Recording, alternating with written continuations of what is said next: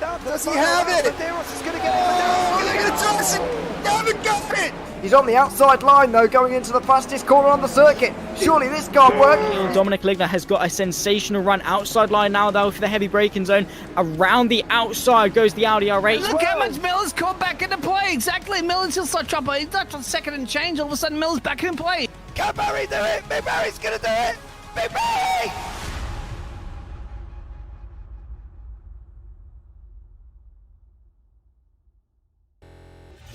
One.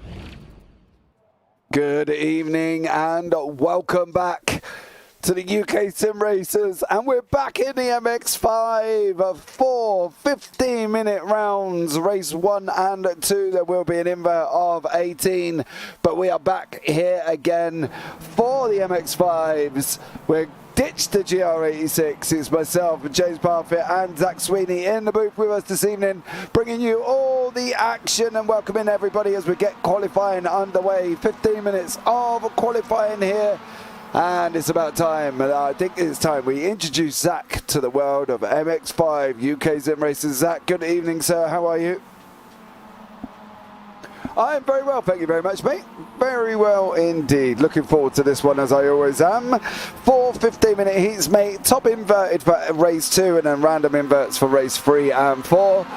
And it's going to be an absolute classic. We are here at the Redbull short track, so we will turn right halfway up the straight in that run into turn 3, and then we'll go round it again. A very quick evening of racing, I expect, Zach, and it should be a good one.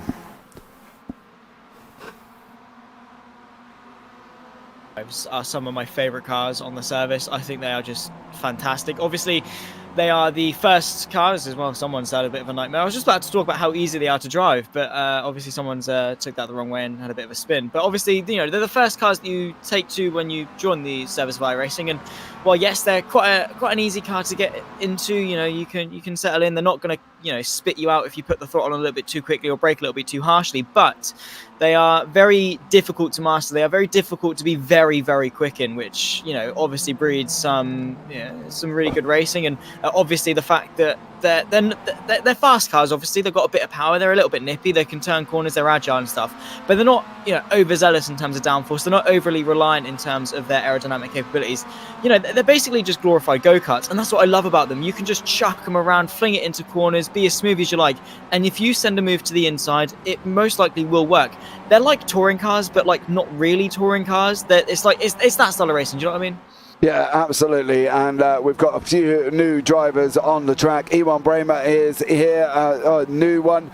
Jordan Serrett has joined us, John Sylvester, Tom Griffiths, and then we got the return of the defending pro champion from the MX5 season, Pete Van Gaal. Of course, we got no Craig Jones from the AMS. There's no Craig this season, so we won't hear the sultry tones or the moaning tones of Craig Jones. And also, we got the returning teams champions, which is the team of Steve Herbert, Jamie Ayres, and Pete Van Gaal from Momo. But we have got the Platinum Racing Team, Optical Green, Optical Red, Results Clothing iRacing Team in the form of Ralph Cullinan, Safeguard by Result with Darryl Wright and Jordan Serrett, Air Smart Racing with Jason Haddon, and of course DOF Reality Sim Racing Studios with Daniel Hunt. So it is going to still be an absolute classic with 20 cars on track racing around this little mini circuit, shall we say, here this evening, and I'm excited. I'm always excited when it gets to MX5s, but I'm even more excited when it's the UK SimRacers in MX5, Zach. It's an amazing race. Yeah, I mean, you know, the UK SimRacers, you know, quite often you see them on the JPBroadcasting YouTube channel, and, you know, quite some familiar names. I mean, one that straight away screamed out to me was Pete Van Gaal. I mean, he's just, you know, he's renowned. You and Dan love him, and he obviously seems to be quite a quick driver. So I'm looking forward to seeing how these guys, you know, acclimatise themselves to obviously a new season. Yes, they had the Winter Series and the GR86s, but now the slate's all clean, it's all fresh, and then they go again for what will be a 12-week mini season. Then, of course, 2 more beyond that to round off 2023. But in all fairness, James, I looked at the schedule before we come into this sort of yesterday, and I was like, we're going to the Red Bull Ring. Like, I seriously cannot name a better season opener than a track like this. Oh, the mini as well. It's not, we're not going around the full, it's the mini Red Bull ring, and that itself is just absolutely unbelievable. And I'm just sitting here thinking how great it is to get this season underway with such a iconic short circuit as the Red Bull ring is. And I think that's going to be one that's definitely going to be, this is just going to provide wheel-to-wheel action, door banging all the way round. You know, there's some changes this season as well. Gone are the days of the constant stewarding. They will only be if you have a continual issue or constantly being tapped by the same person. They've reduced the scores down to 50 for the winners, so you only get 50 points now instead of the traditional 100, and they go down in increments after that. You still get your bonus points, but you get less now for the win in the overall situation here during the race. So they've made some big changes. They've got some good drivers. They've held on to some good drivers.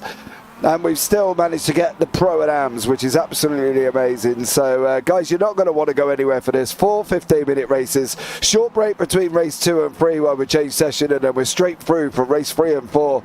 And then that is it. First round will be done and dusted. But I'm expecting it to be an absolute iconic first round at this amazing classic circuit here with myself and Zach in the booth, of course. Incredible, Zach. It's going to be amazing. I feel it in my bones. You've hyped it up, James, and while I believe you, I wholeheartedly believe you. I'm going to take your word for it, because what a combination we have, as we said, the MX5s, the Red Bull ring, and of course drivers at such a high caliber as this. And well, granted, yes, it's a short circuit, so we are expecting to see some fairly close lap times. It's those margins that really count. And qualifying, I don't really expect to be the be all and end all. However, if you can get yourself just that little bit higher, if you can literally, as it stands, if you can, improve your lap time by a 10th or 2, you could find yourself up, half the grid. So it's all about that small little tiny improvement that can really make the big difference. That could very much have the knock-on effects going into race 1, which in essence also affects the rest of your evening. So it really does all start here in qualifying, and well, we're about halfway through it now, and as it stands, it seems very, very competitive towards the sharp end. Particularly, actually, I say that, in the midfield, it's incredibly close too. Yeah, it's literally less than a second between first and 13th. So that just goes to show how close this is likely to be here this evening. Good evening, of course, to you all in the chat. Phil, welcome in. The Toxic Munchkin as well. Alan Toon, good evening. Greetings, my friend. And Callum Milam. Here we go. It's going to be an incredible... Where are you, Alan? I thought you were coming back. What's going on? Fill me in, young sir. Let me know what is happening with yourself. And I hope you were doing well, because I was expecting to see you back on track this season. Where you at? Mr. Sir Alan Toon, the originated Sir of the UK SimRacers Discord, as we have a look at Mick Barry, goes across the line. Currently on a 1:01.024, while everybody else above him is 1 minute and below. And then, of course, got the 1:01s, 1:01 and 1:02 with Steve Hansford on that 1:02 there as well. Zach, if you could sit back and say to me, James, this is where the overtakes are going to happen. Where am I thinking here this evening? Which part of this track am I looking at? Ooh.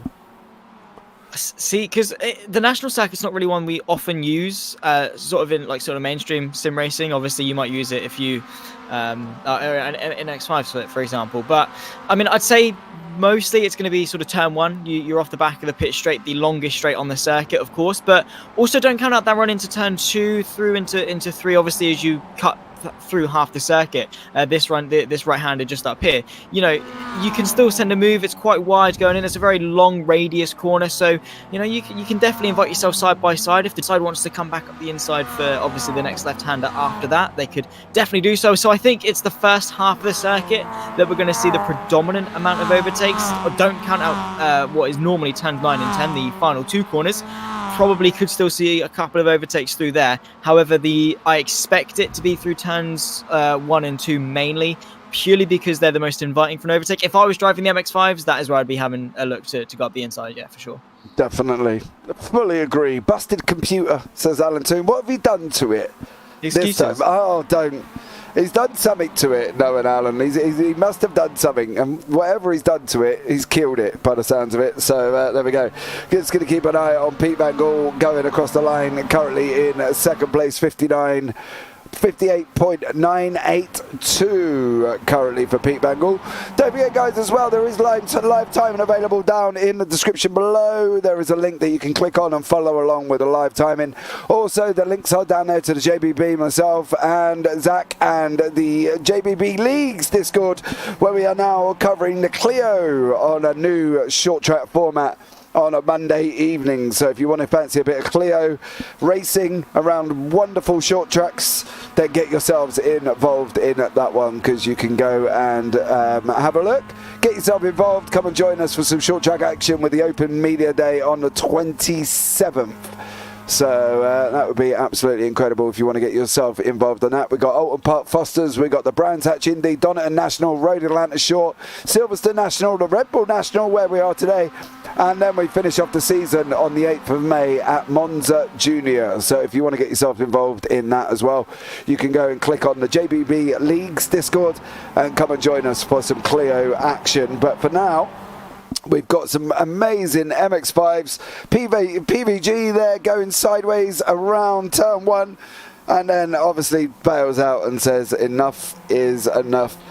What are, from the point of view of the new drivers, Zach, the likes of Griffiths, Sylvester, you know, these new guys that are coming into this league and seeing these sort of times on the board, what are they going to be thinking going into this first race? What have I got myself into? These guys are quick. I mean, obviously, as the new guy on the block, you obviously want to try and impress. Maybe you've come from another series and thought, you know what, I'm pretty good. I'm going to try and see if I can win another series. And you want to prove your mettle. Oftentimes, with new people, it's either you sink or you swim, right? You either do really, really well or you do really, really poorly. And some of them will really like that pressure of seeing people that are maybe better than them and trying to rise to that challenge. Other people might feel the pressure a little bit, get a little bit scared because, you know, they're out their comfort zone. That pressure starts to get on them. They're like, who are these guys? I can't really trust them to go side by side. I feel a little bit out of my depth here.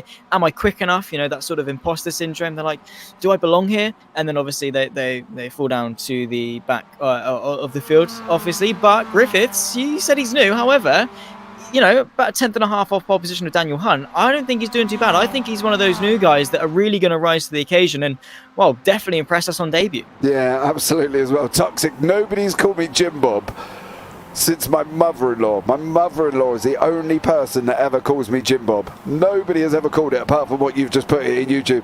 And just to let you know, I'll be commentating and not racing on the Clio series. So I'm going to give you all a chance to go and win rather than me coming along beating. Is that what it is? Yeah, that's what it is, mate. You know what? No, I was watching you on board to that touring car championship, James. Right? I mean, that's a bit questionable. I'll be honest. Mate, Stretford Field's like 3.5K. Give me a break. You know what I mean? Get better, mate. Get quicker. Mate, if time would allow, I'm sure I would. But time does not allow me to sit there for hours practicing. But you know, I'm nowhere near as quick as these guys anyway in this car around this circuit. I'm more on a minute runner than I am a 59 or 58, so I wouldn't even survive in this league, to be fair. They're too quick for me as well. We won't talk about me. My iRating is why are you even having a go at me? What's your iRating? Well, my iRating is not important. I do, however, have a certificate right above my head that says I'm the Rocket Racing Star Formula 4 Esports Competition UK Top 8 finalist. So, have that, James. Yeah, I've got a post on Twitter that puts me into the top 5 VCO commentators of the year for 2022. There we go. There it is. Hey, you asked for it by bringing out your certificates, mate. I've got one for first aid as well with my record of achievement for when I was a kid. Does that count? You know what I mean? Counts for something. It means if you crash yourself into the barrier, you can take care of yourself. Exactly. That's what I'm saying. No, but that's what I mean. Like any race that you do when you come in new to a series like I have done this year in the RLTC, the guys are just incredibly, insanely quick. You know, it's always that daunting factor, and I found it more last night on Imola, where I'd had so many sort of overall issues. You didn't know where to put the car safely, and I don't want these guys here tonight to be going through the same nervous energy. You know, you want to get onto the car, you want to grab hold of it by the horns and just kind of go for it, because this is what this league is. It's all about just going for it, and I think that's one of the good sides of this league. It is just go from the beginning. you need to have confidence is the main thing, particularly in a series like this where, as you've sort of tipped it, to be so chaotic. You know, you can't be one of those pushovers. You can't be that person that's just like, oh, he's sending the move, I'll move out of his way, I'll dart out of his way, I'll go off the circuit to move out of his way, so then 3 other cars can follow him through. You've got to be the one to be like, you know what? I'm going to anchor down here. I'm going to get my elbows out. I'm going to send that move. I'm going to defend this. I'm going to make sure he doesn't find a way through. And that is so important. Is to go in with that stride, because as soon as you know, do it with sort of half effort, you lack that confidence and you lack that stride. And sometimes you have a look and you're like, do I go for it? Do I not? And then you tuck back in and then you just completely sink to the back of the grid. Whereas if you're just like, yeah, no, cool, send it, you have that confidence, you are going to find yourself making moves very, very quickly. And well, here's how they rack up after 15 minutes of qualifying. Yeah, so we've got Daniel Hunt on pole, Tom Griffiths in second, Jamie Ayres third, Pete Van Gaal fourth, Miles Owens fifth, John Sylvester sixth, Steve Hefford seventh, Ewan Bramer eighth, Ralph Cullinan ninth, Carl Jacquelet is in 10th place. And then beyond that, Elise Main in 11th. Charles Kellerman is down in 12th. Arnold Chagnon 13th. Anthony Jacobson 14th. Jason Haddington 15th. Darrell Wright 16th. Andy Littler 17th. Mick Barry 18th. Steve Hansford 19th. And Jordan Serrett down in 20th place. So here we go, guys. This is one for everybody at home to sit back and enjoy, because that's what you're going to have to do with this one, because it is going to be incredible as well. Rolling start. Well, this is new. I'm sure there was an error in setting up that, if I'm not mistaken. I think I've seen it earlier on. There was an issue that they made the session before the week 13 update, and the update set it to a rolling start. So I can guarantee you might have a rolling start, but after that, I'm sure it's a standing start. Phil's giving you grief there, Zach. He said he has a printer as well. So you know. I'm just ignoring it. I'm being the bigger man. I'm just ignoring it. I'm taking it on the chin. You know, he can have his fun, but the man that handed me that was Bob Fanley, and you know, he's a big man when it comes to motor racing. Shook his hand, nice firm handshake. Stood next to the shade. Stood on the same stage as 2 British Formula 4 drivers. Granted, they won it in the same competition I was in, so I didn't quite win that, and I wasn't quite good enough to do that. But I was still in the same competition, which is all that matters, right? Absolutely.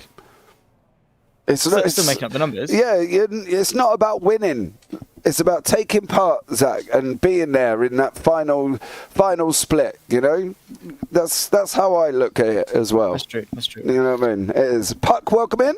Puck is PVG's brother. We will see Puck, no doubt, every single week coming in as well. Sometimes he arrives late. Sometimes he gets here on time. So well done, Puck, for arriving here on time this evening. Thank you so much for joining us as we're underway for the rolling start for this opening 15-minute race here this evening. So let's see how we all get on with this absolute amazing epic evening of racing. 4 15-minute heats, top 18 reverse for the end of race 1 to race 2, and then a random reverse from 2 to 3 and 3 to 4. So get ready, stay tuned, grab your drinks, get your popcorn, because you haven't got long to go before we are up and running here this evening in the UkSimracers MX5 for season 1 of 2023.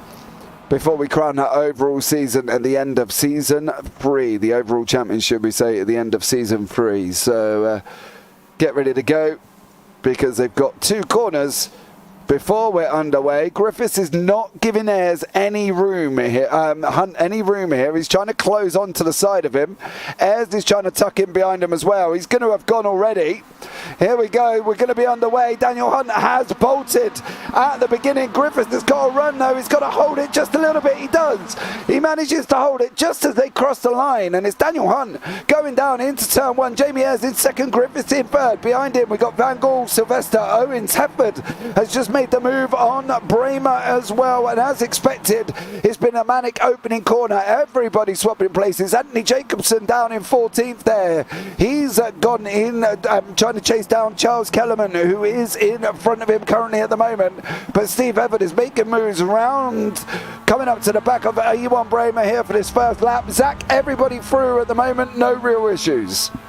No massive issues at the moment. Eyeing up the move, though, is Steve Heffer to the right-hand side into the penultimate corner. Has he quite got the overlap to go for the move? I don't think so. Actually, no, as they emerge over the crest, he's going to go for the move up to the inside, and there we go into 7th place. Not quite able to get the under and over, or potentially so, actually. He might have a bit of a look into the final corner.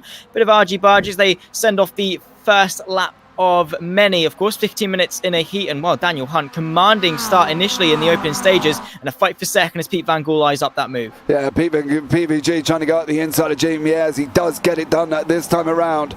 Arnold Chagnon there as well, and we got the Air Smart racing of Jason Haddington, Charles Kellerman, also Darrell Wright, and Elise Main is in this battle. Elise has got Darrell Wright right beside her currently as they're coming round turn 1, and on that run up into turn 2, of course, Darrell there tucked up behind Anthony Jacobson as well, with Elise May making a little bit mistake and then puts herself under pressure from Andy Littler here on the opening 2 laps here. But it is PVG running alongside currently at this moment in time, battling away with the likes of John Sylvester and Miles Owens, and it's PVG in 4th, Griffiths 3rd, Ayres 2nd, Hunt out in front in 1st place.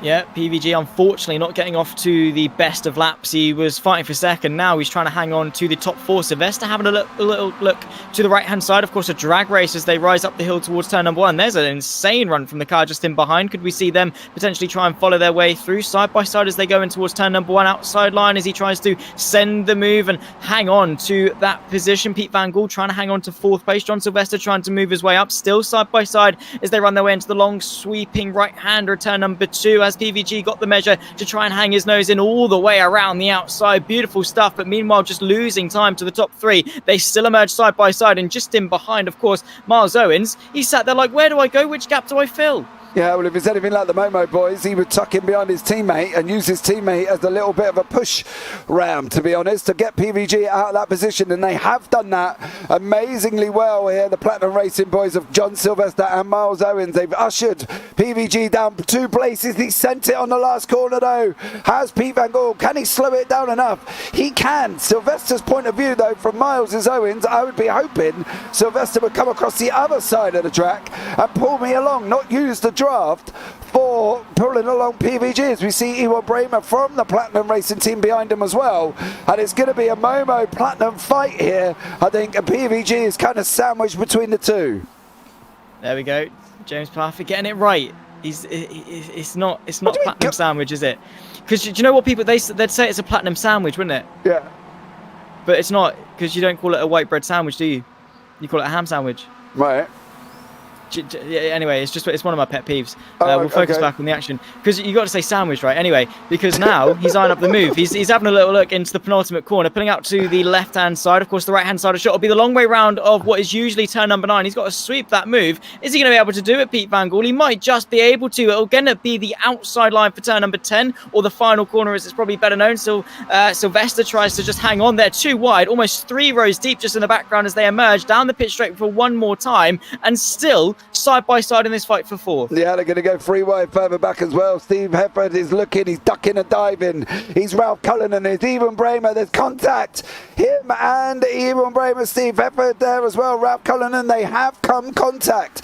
John Sylvester and PVG still running side by side as they're technically going into turn 2 with Steve Hefford here as well from Momo. Carl Jacklett involved, Ewan Bramer trying to be there as well. Ralph Cullinan behind them. It is going off all further back, and all in the meantime Daniel Hunt, as Jamie Ayres and John Griffith have kind of got themselves away here and away from what can only be deemed as an absolute chaotic race behind them.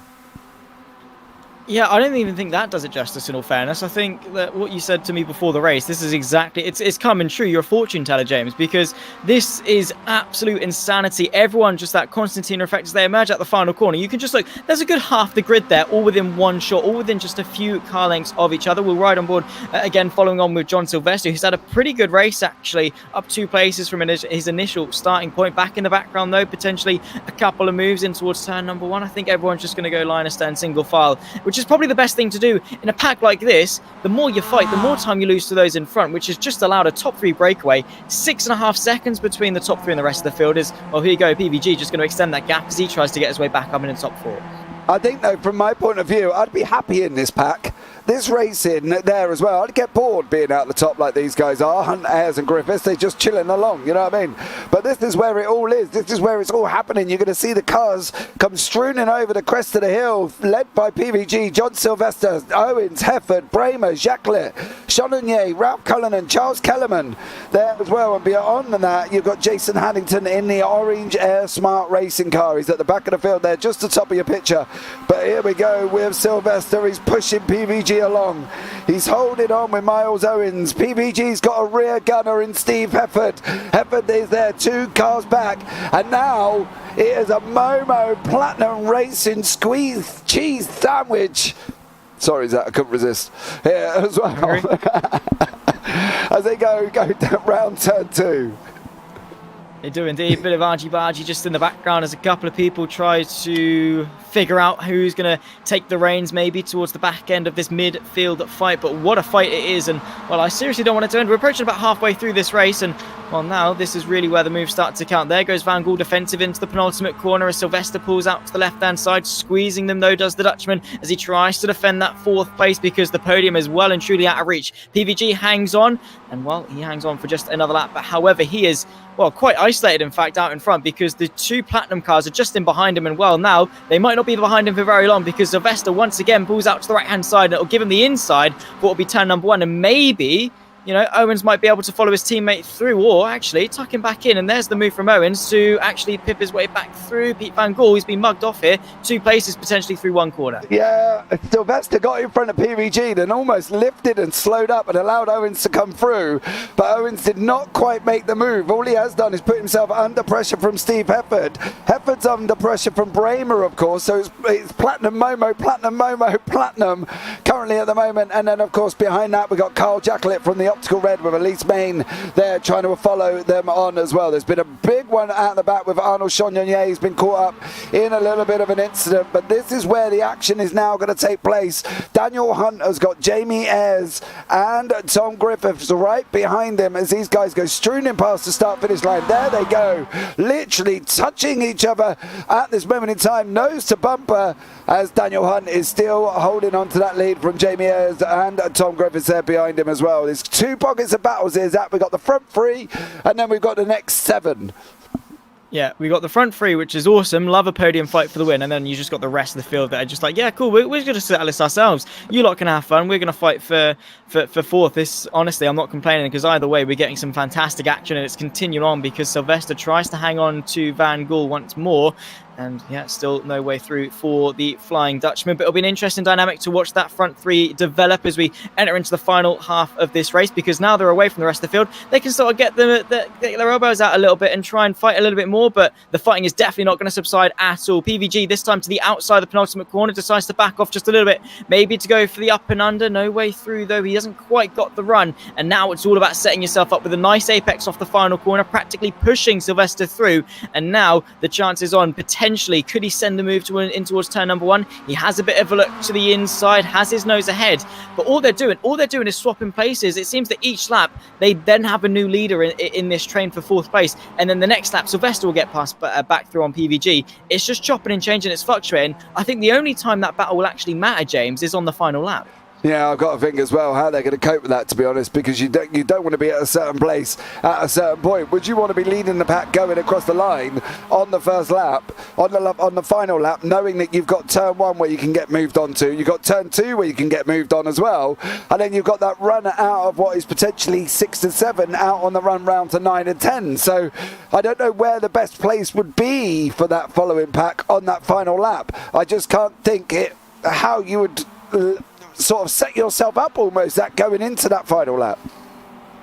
I mean, we'll find out during race 1 and then predict what race 2, 3 and 4 will be, I guess, is the best way to do it. Obviously, yes, I mean, we'll use the first lap as well. Pete Van Gaal, He's got slow down. Yeah, slow down, 100%. And that could be dangerous in the train like this because he is just going to get freight trained by, well, now Owens, maybe Hefford as well, looking to the outside. PVG is going to try his best to hang on, but soaring his way around the outside off the circuit. Actually, PVG, with a bit of a sideways moment, could actually find himself from the front of this train all the way to the back. And it goes back to what we were saying on that run on the final lap. All it takes is one thing to go wrong, and straight away you could be leading that train in fourth and then find your way all the way back here in eighth. Yeah, the Platinum Racing boys have got through. John Sylvester, Miles Owens, Ewan Bramer have cleared the two Momos of PVG and Steve Hefford, helped by a slowdown. Tom Griffiths is further up. He's got past Jamie Ayres. Now Ayres is going to have this run out of this final corner as they come onto the start-finish straight very, very momentarily. There they are. And what is Ayres going to be able to do here? And can Griffiths catch Hunt? The gap isn't coming down. It's about 2 tenths. Is it going to drop as he starts getting into the draft? It is. Here we go. 2-3, 2-2, 2-1. It's dropping all the way down. It's back out again now. Griffiths seems to be able to hold on through sector 1, but it's Ayres who comes back at him through sector 2. And these guys still going at it. A massive send from Steve Hefford there. The door was open. I get that. But, God blimey, he sent it in by air barrel. It was that far back. Yeah, well, now they're 3 wide going in towards turn number 2, trying to work their way through. You can see the blue and white just on the inside, working his way past. And well, now on the outside, Steve Hefford has very quickly turned offense into defense. And it just goes to show that sometimes the cool moves aren't always the best ones. Now he finds himself a little bit behind where he would want to be. Jacqueline able to get himself ahead as PVG eyes up maybe another move, trying to capitalize on the bit of carnage that we've got inside or outside in towards the final couple of corners. Which one is best? But PVG opts for the inside, and it works out for him, able to get himself up in a 7th, and now knocking on the door of Ivan Bremer. And then, of course, he's going to try and slowly pick him off one by one and get himself back into that mix for 4th against the Platinum boys. There's once again 3 wide on that pitch straight. Yeah, they are. We got Momo there with an optical red in the middle, and that's Carl Jacqueline. PVG's not sure where he's going, but he was going on the grass there as Steve Hefford goes up the inside of turn 1 over Carl Jacqueline. Carl Jacqueline just gets that corner all completely wrong. Didn't hit the apex, didn't hit his braking point, and is now under attack from PVG. So a big, big mistake from Jacqueline there. Cost him 2 places to drop him further down the field. Jordan Serrett is having a battle with Steve Hansford currently at the moment. These are, of course, Jordan, one of the new guys into the series this season as well, battling away with the optical green of Steve Hansford. Is he going to be looking at coming up into turn 1 on the inside? Thought better of it and then decided not to. I'm not quite sure that would have been the best option for Jordan there. I think if you were going to commit to it, he should have committed to it, because he put himself offline going into turn 1. So it was a little bit of a double-edged sword there. It was. I mean, if you're going to look to the inside, go for it. I mean, sometimes you do have sort of you psych your opponent out, you look to the inside, put them off a little bit, then work your way through.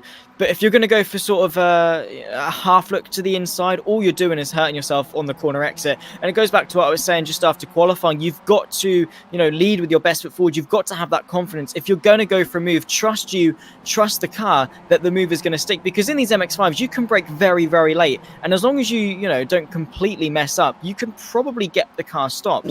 So, you can go for some bold moves. You can send the moves on the brakes quite well. It all comes down to trusting yourself and your abilities in order to be able to do that. So obviously for Jordan Syret, it maybe was just a case of not wanting to risk it too much, as well, side by side just in the background is that PVG trying to move his way back up yet another place. And well, actually still trying to settle this fight for 7th. In all fairness, he's not actually making much more progress towards the front, and maybe we're seeing this group of what was originally 6 break up into 2 triplets. Yeah, the PVG actually is reminding me of a prize fighter out of his prime. He's kind of going into the round, he's having a box, he's going down. Then he's going into the next round, he's having a box and he's going down. And it's happened again, he's had a box and he's now dropped down again. He's now down in 8th place, and at one point he was battling for 2nd. It's like he hasn't got his sea legs back in yet into the MX5, and he's just not really staying on his feet. It's like his jaw's a bit glassy and he's just dropping down the order, unfortunately, for PVG. So he needs to get his sterner head back on from the Dutchman there to try and battle away here, because he's gone down again to Carl Jacqueline. So I'm not quite sure how to analyse a racing driver with a prize fighter, but there we go, that's how it worked out, as we're going to be going on to the very final lap here with Daniel Hunt making that move now, and just on to one more lap here on the final lap of the race. So this is going to be a great final lap. It is indeed. This is do or die. Daniel Hunt, he's been pretty much leading from start to finish, but Tom Griffiths, the debutant, could he take a debut victory? Only a handful of corners, only about a minute left of racing. Looking to the inside as they run their way in towards turn number 2 for the final time. Daniel Hunt able to hang on a little bit wide there from Griffiths. He's really got to find a way through. It all comes down to this exit now. He's got a nail from start to finish, pretty much from now to the checkered flag, and it might not happen. It might happen, but only a couple more corners left to decide what has been a fantastic way to open the season, James. And, well, whoever comes out on top, they thoroughly deserve it, because the top 3 really have just broken away. Yeah, they've done an absolute stellar job here as well. Daniel Hunt, as you say, leading from what was the rolling start to what seems to be the end. Is Griffiths going to get him on this run down into the line? That's going to be the question. Is anybody going to get a slowdown? You don't want to slow down on the final lap. This is not going to get him. I think it is going to be Daniel Hunt, Tom Griffiths, and then further back Jamie Ayres. But then we got the 3 Platinum boys having a scrap here as well. And this run down into the line is going to be a Platinum one. Which way is it going to be? Nobody really wants to show. It's John Sylvester, Miles Owens, Ewan Bramer, and that is currently how they finished there as well. Not really sure if anybody really wanted to take that victory then, but it was an absolutely incredible race one, and it was won by Daniel Hunt. And I think if that is anything to go by, race 2 with a reverse top 18 is going to be amazing, because that's going to put Jordan Syret in first place.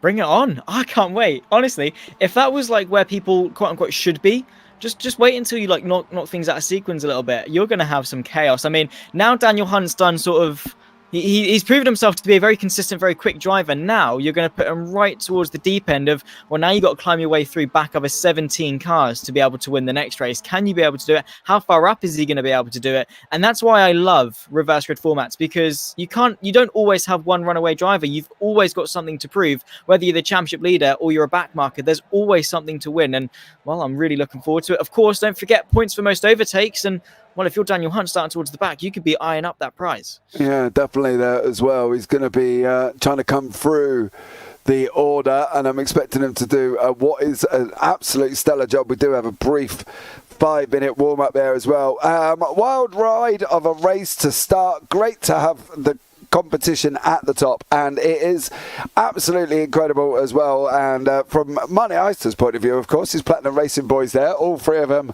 together at one shot, made it look absolutely amazing. So fair play to them as well. They're going to be bringing it on to the Momo boys this year as well, and giving them a run for the money at the top of the standings, and seeing which team will be the strongest. That's going to be the interesting team battle there at the moment. And it is bar Jamie that was in, he finished in 3rd place for the Momo. It was platinum. After that was Sylvester, Owens and Bramer. And then we had Hefford and PVG. Are we seeing the beginning of the fall of the Momo domination, Zach? What do we reckon? We're 15 minutes into this season, James. It doesn't matter. Let's not get ahead of ourselves. It doesn't matter, mate. You've got to big it up, bud. Big it up. Oh, mate, honestly, the Momos, they're abysmal start to the season. Honestly, the next, what is it, like 143 races left of this year, they're going to be complete, they're washed. Honestly, it's disgusting. As you said, they're like a boxing fight. They're out of their prime. Yeah. It's disgraceful. Momo need to step it back up. They need to get back onto it. But yeah, I mean, to be fair, in all fact, I'm doing my job. There we go. Thanks, mate. That's all I wanted James to do. is impressed. I am now. That's sweet. I can leave now. Awesome. Yeah, awesome stuff. Don't let the door hit you on the way out. But thanks very much. Take care. Enjoy yourself. But no, I think that's the thing. It's all psychological, isn't it, racing? And especially in sim racing as well, because obviously you want to keep that psychological edge over your opponents. You know, however race 2 turns out, I think psychologically, Owens, Sylvester, and Bramer have kind of put a marker down to say, you know, all right, this might be race 1, but we're not here to be, you know, pushed about all over the place. Do you know what I mean? I think that's the thing. It's a statement. Yeah, that's what I mean. So while you're there being, you know, having... You told me to be fair. Yeah, but using your... I didn't realise you were going to do it on the sarcastic undertones that you did there, Zach Sweeney. But you know, thank you so much for coming into the booth and being sarcastic. That was amazing. But I think, you know, oh, thank you. I think they did lay down a statement. You're here a week. 100%. Yeah. And you think you're coming back after tonight. Yeah, no. Right. It's been a pleasure, guys, on the JP Broadcasting channel. However, I will not be back. But no, in all fairness, right, yeah, in all seriousness, you know, the statement that Platinum made was like, we're a force. They were there, you know, all together, bumper to bumper to bumper, giving each other that support, playing the team game, and was like, we're not going to take anything from you. You can throw whatever you want at us. We will throw it back twice as hard. And that is a great statement to open the season with. I mean, you've got to remember, obviously I did say, you know, very condescendingly, like, yeah, no, we're only 50 minutes into the start of the season. However, this is the start of a very, very long season. And while it's not the deciding factor, you're not going to win the championship by winning out tonight.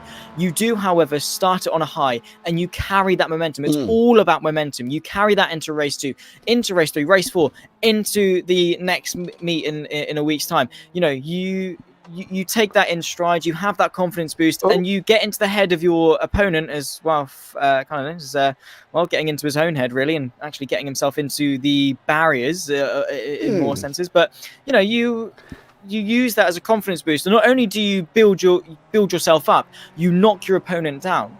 And on the flip side of that, obviously from Momo's perspective, it's like, right, well, guys, wake up call, reality check. These guys are really, really good. We've got to be really careful. We've got to step up our game.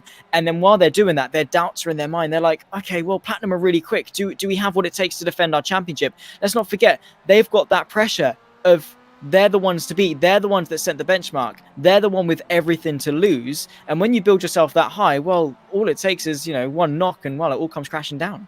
It definitely does. It definitely does. We've got 18 seconds until we'll be able to bring you up the grid for race 2. And let's see what they are going to be able to do with this top 18 reverse. Jordan Syret, new to the series, and his first job is to lead away race 2. Good luck there, fella. Hope that works out for you. But mind you, that's not going to be an easy feat. Leading the way of grid of this caliber, this early on, in your first ever race, within a series that you're new to. So, there we go. Griffiths did it.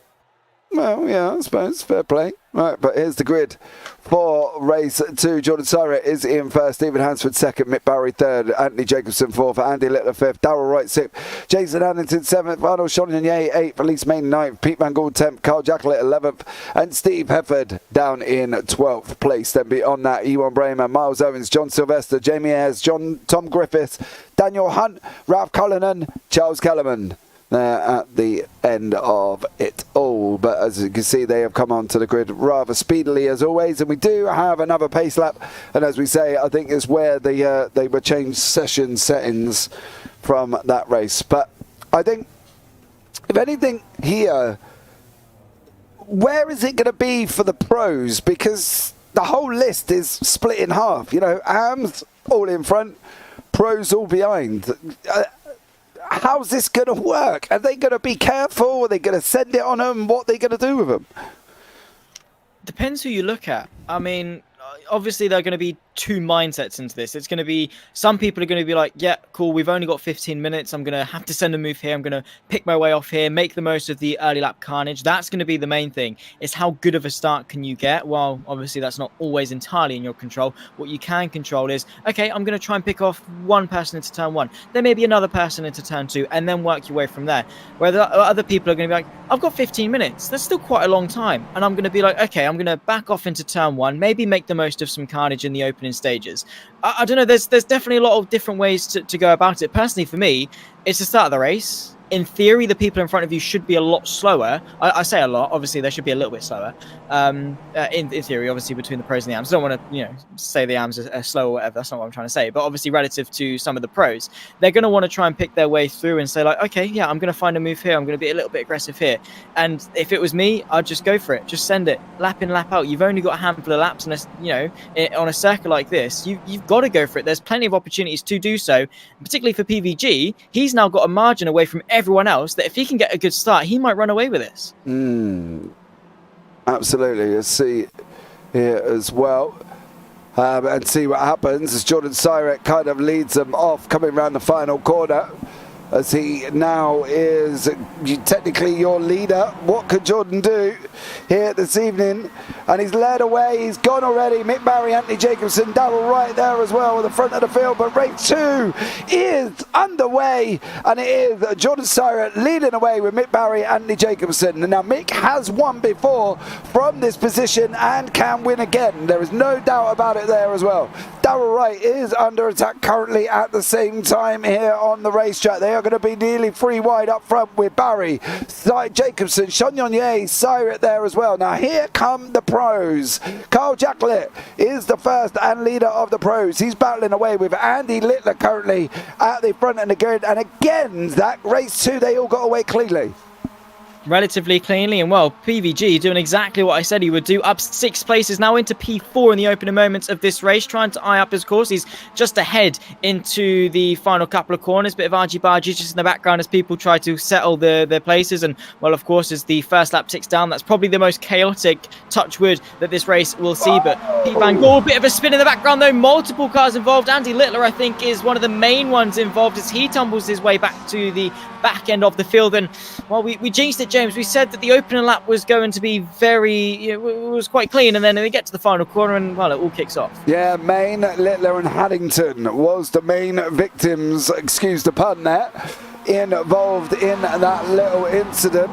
But at the moment it's PVG making his way through into second place, and now he's got Mick Barry right behind him. Miles Owens is trying to come through the order as well. He's up 1 currently as well. There are the gainers and losers on the left hand side. Bramer up 6, Ayres now up 7. He's just cleared his teammate, but the biggest one of course is at the front of the field.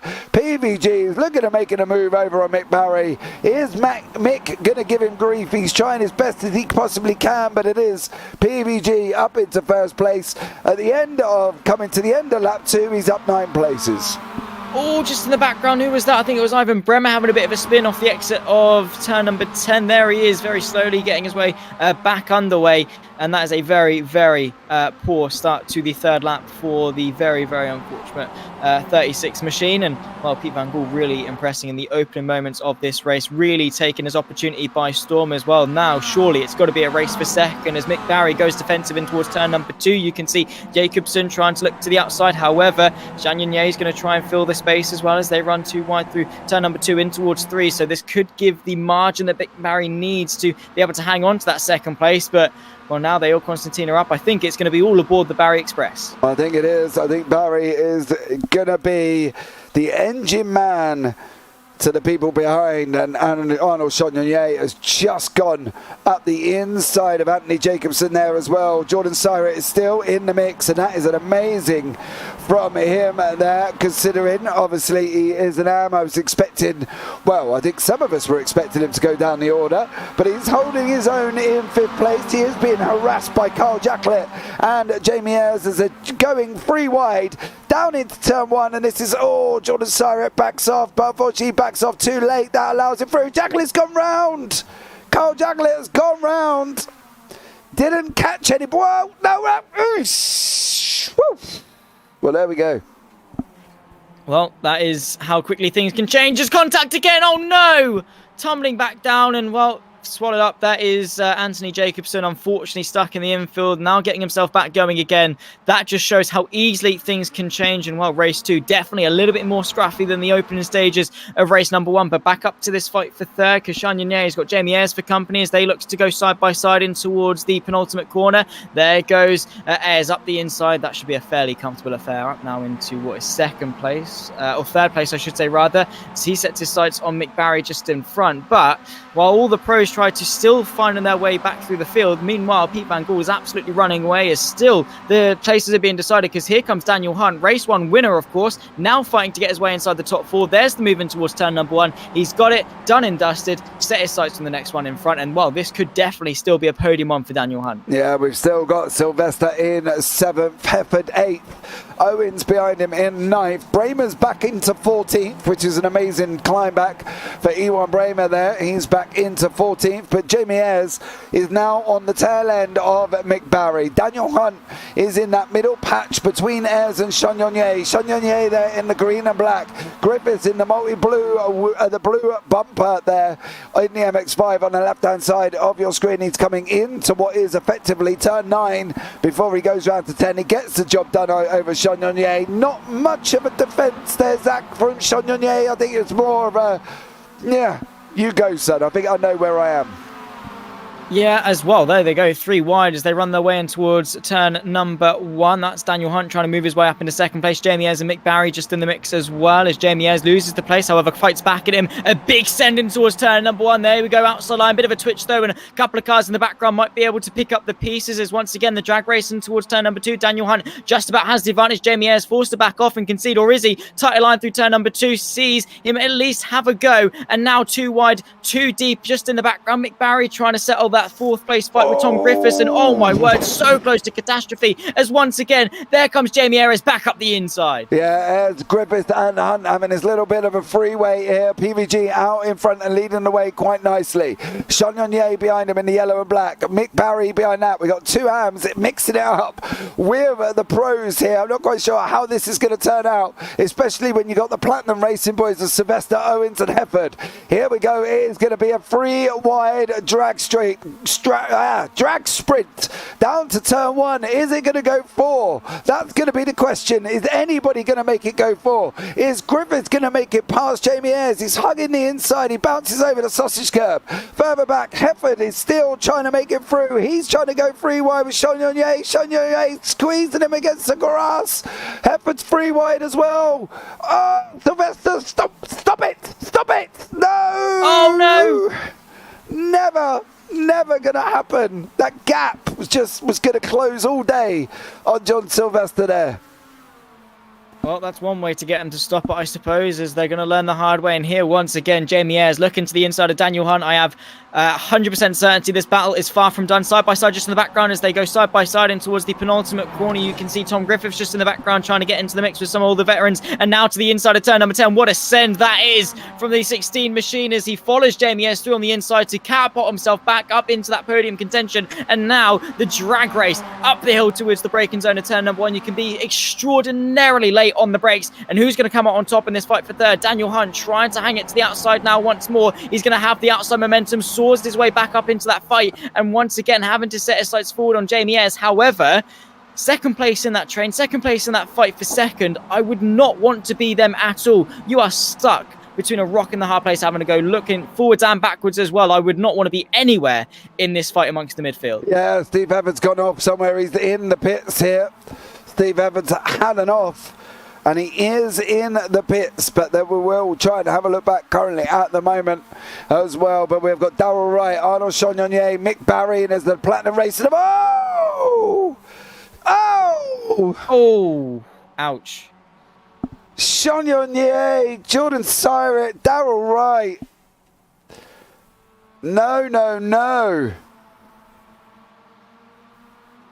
You can't be doing that. It's awkward and it's bound to happen as soon as anything invites itself. But yeah, that is unfortunately how the cookie crumbles sometime. An unfortunate way for their races to end. That's going to spell an end to their race too. A side-by-sider for the fight for 8th place. I believe Mick Barry versus Ivan Bramer is, well, off the circuit a little bit to the outer extremities, as once again he's going to keep that position on that run towards turn number 2. But yeah, that is such a shame, and desperation I think is the underlying cause of that. People just trying to fill gaps that realistically are never ever going to work for them, and the risk versus the reward, some people choosing the reward and, well, often forgetting about the risk, and, well, the risk actually comes to fruition as well. Back up to the front, because Daniel Hunt, Jamie Ayres, Tom Griffiths, these guys are unrelenting. Yeah, they're definitely going at it here with 5:59 remaining. Griffiths is going to try and get the run out of turn 10. And he's now side by side with Jamie Ayres currently at the moment. These guys are up 14 positions for Tom Griffiths. Jamie Ayres up 12. Daniel Hunt up 16 places. PVG up 9, of course. Owens up 9. Cullinan up 13. So a lot of gainers here in this opening second race. But it is Jamie Ayres, Tom Griffiths, as they come around over the camera they go, as they see these lovely MX5s go shooting past us. Griffiths and Ayres still battling away here as well with 5 minutes remaining. Wow, this race really has flown by. Time does fly when you're having fun. However, for these three, it's probably going to be the longest 5 minutes of their lives as they battle ferociously, trying to scrape as many places as they can. Fortunately, Tom Griffiths putting some pressure on Jamie Ayres has allowed Daniel Hunt to just get away a little bit, but unfortunately I think that is going to be the ceiling for the race 1 winner, who, well, I say only is going to get second place, but from the back of the field, fair play to him. As long as PVG can keep it clean for the final third of this race, it is surely going to be a victory for him, while Daniel Hunt on paper has got the better lap times by around about 0.2 of a second. PVG is very much in cruise mode, so the fight for the podium continues on, and well, definitely is a very good one indeed, as Tom Griffiths tries to make it a couple of podiums on his debut. However, no way through for now, is potentially maybe just settling down a little bit. They can see that Daniel Hunt's getting away, a little bit by bit each lap, so maybe Griffiths is just like, okay, you know what, I'll sit behind a little bit. If you can catch him, I'll work with you. Yeah, I'd love to see that from a racing driver's point of view, that he's going to just tuck in and settle down there, Zach. I can't see that happening here. I think if Griffiths is going to get... MX5s, to be fair. Yeah, if Griffiths is going to get an opportunity, I think he's just going to send it on him, to be honest. Yeah, fair enough. I mean, but also they've got to think of the better objective. Maybe Griffiths and Ayres can get a podium here, or maybe he's going to eye up the move towards turn number 1. Who knows? But right now, if Griffiths battles in with Ayres, there we go. Actually, that could be the opportunity he needs to go up into second place. When things like that come about, there's no waiting around, there's no working together. However, the run in towards turn number 2 is short enough, so much so that Ayres is able to hang on to third place. But if they work together, if they close that gap, maybe both of them can get on the podium as opposed to just one of them. But then again, you're racing drivers, you're competitive, and there's not really that long left in the race. Maybe Griffiths is like, you know what, there's not that long left, I've just got to take what I can get. Maybe, I don't know, we'll have to wait and see what he does. But fundamentally, yeah, I guess you're right, he's a racing driver, he's going to want to take every opportunity he can get. Yeah, he's going to try and grab every single position he is able to here from Tom Griffiths, and especially if it's going to be third place, if it's going to be 2 podiums in a row, he's going to want it, and Jamie Ayres has got it at the moment. And let's see if Griffiths, with 2.5 minutes remaining here, can get this final position off Jamie Ayres. That's going to be the interesting thing. There is a battle down with Anthony Jacobson, and that's settled back down again and gone back out. Cyrus, Chonier, Hepford, Hannington, and I don't believe Steve Hansford took the start, and he's currently in the pits at this moment in time. So let's see how the last 2.5 minutes come out here. I think PVG is still going to get another 2 laps in. He's going to have this one and one more, I believe. As we're looking down, he's only doing 59.3, so he's definitely going to have at least 2 more laps. Yeah, I think it's going to be close, as it was in race 1, obviously. But yeah, I think we're definitely closing into the final couple of laps. Crossing the line now, so this is his penultimate lap, or 2 laps now? 2 laps now. Okay, right, gotcha. So next lap is the penultimate lap. Yeah, they did 16, cool, awesome. I think it was. 16 or 17. Might have been 17. One of the two. We'll find out in a lap's time when he crosses it, see if the white flag gets waved, of course. But obviously for Jamie Ayres, Tom Griffiths is going to want the checker flag to be delayed 1 lap longer. Ayres is going to want it to come a lap sooner in his defence for the podium places. Miles Owen's not actually too far back in the background as well. Overcooking it, actually no, settling it. I thought by how early Griffiths broke there that Ayres just overshot it completely. However, if they continue to battle this hard, if maybe Griffiths goes for a move, Miles Owen's only a couple of seconds back, could actually maybe see himself as an outside shot for the podium. Potentially, maybe, we'll see. But yeah, obviously, it's been a fantastic fight. It's settled down just a little bit, but maybe Griffiths is just anchoring down, waiting for that final lap. As we said in race 1, James, of course, right now, positions don't mean a hell of a lot, but on that final lap, they really do. Yeah, they definitely do, and they got a minute to go here as well. I think PVG is crossing the line before the white flag. He has. So it's going to be this and one more. So you got 2 more laps, young sir, as he pulls out to the left-hand side now. Tom Griffith. Nice. Get my teeth working. Tom. Tom, that'll do. Makes the move past JPBroadcasting there and is now up into third place. Is this going to be 2 podiums out of 2? We will find out very, very shortly. So let's see what happens here for this one, and then one more, and then it's race over here. And we think it's going to be won by PVG as long as he just keeps it on track. Pretty much. I mean, yes, Daniel Hunt's closed just a little bit, but it's not been, you know, 6.5 seconds worth, and it's now dropped down to 5.5, of course. But yeah, Pete Van Gool, he's just been chilling. He's having a good old. It's Tuesday evening drive, and he's just been, you know, having fun out in front. Of course, he done all the hard work at the start, so much so that now he's just able to chill. Yeah. Final lap of the race, and that's it. It's all done and dusted. Daniel Hunt's opened up the gap as well to these guys behind him of Griffith and Ayres. So Ayres just gone back, taking a position back again there. So another swap over of positions. Is Griffiths going to come back out and try it again? He's not going to have a go this time around. However, at least Main is another one that's having a stellar battle, but we are on the final lap. I want to see how this one turns out between Jamie Ayres, Tom Griffith, and let's see how they get on. Where is Griffith going to go? He's going to be sent round the outside line. Ayres is going to squeeze him to the right-hand side. Here we go, round effectively turn 9. Is he going to hang it out? Is he going to try and cut back and take the inside line down into the last corner? It looks like he has. Griffith has got that run. It's going to be now on this run down to the line. Jamie Ayres is on the right. Griffith's on the left. Is Ayres going to be able to get up further? He's not. It's going to be Griffith. The line's further back there, and I think that's where the deceiving part of that was, is the line was quite far back. Yeah, it is indeed. Bit of a fight here between Elise Main and Andy Littler as well into the final corner. I think it is going to go the way of the 66 machine of Main, who ticks off what is going to be 11th place in this race. But what a fantastic battle that was between Griffiths and Ayres, and honestly, into the final couple of corners where it was all decided, everything on the line, you put all your cards on the table, and well, for Griffiths, he just had that better hand and was able to top the 46 machine of Jamie Ayres. It was close, but no cigar, and well, it's separated by less than 1/10 of a second, and you know, that's not that much longer than a blink of an eye, James. It was literally nothing. Both of them, to the naked eye, finished third, but unfortunately the timing table said that it was Tom Griffiths, and well, that's how it is. And well, a drag race to line, that was very, very close, and well, here's how they racked up after Heat 2. Yeah, PVG in first place, Daniel Hunt in second, Tom Griffith in third, Jamie Ayres fourth, Miles Owens fifth, John Sylvester in sixth, Ralph Cullen seventh, Ewan Bramer battled all the way back up to eighth, stellar drive by him, Charles Kellerman in ninth, Carl Jacklett in 10th, Elise Main 11th, Andy Littler 12th, Mick Barry 13th, Anthony Jacobson 14th,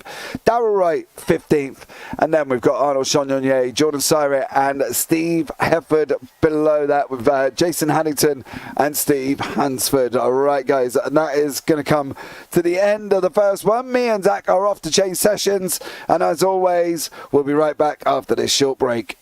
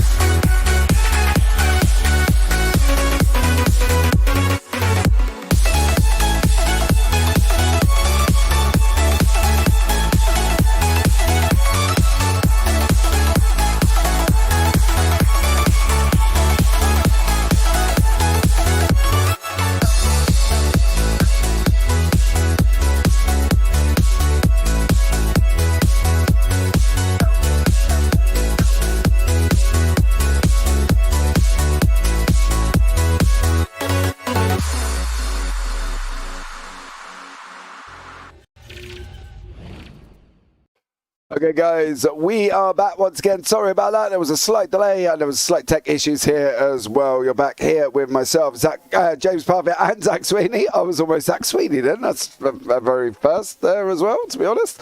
Took you all the way back to childhood, James. I know, a very long time ago that was for me, mate. I got to be honest. You know what I mean? It was a very, very, very, very long time ago. But we are here back with race 3. And between race 3 and race 4, we do have a top 12 invert there.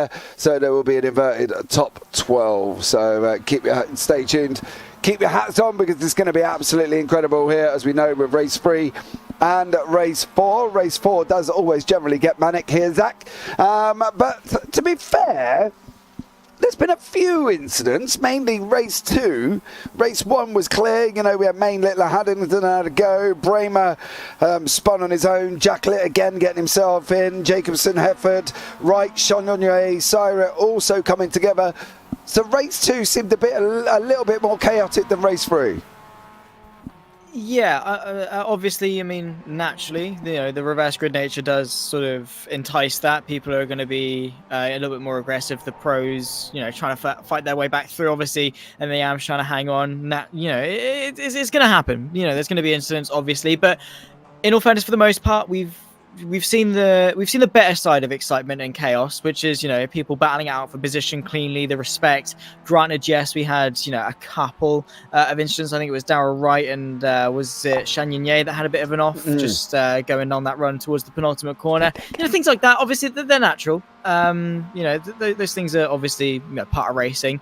No one's fault really, no malice in it at all. But considering the format and considering the sort of action that we're expected to get, I think it's been on the cleaner side. Obviously now, race 3 and 4, this is where things sort of, you know, start to skyrocket a little bit. So we'll wait and see as to how clean they are for these final 2 races. But for race 1 and 2, I think it was definitely a nice, steady opening into what should be a very, very good season of racing. Yeah, definitely should be as well. Incidents and accidents were expected, and we did get a few in race 2, but let's hope we don't get as many for race 3 or race 4. But we do know resoundingly that race 4 can be a bit chaotic here for the UK SimRacers. So let's see how we get on. If you want to follow along, the live timing is down in the description below, so you can click the link and see the live timing there.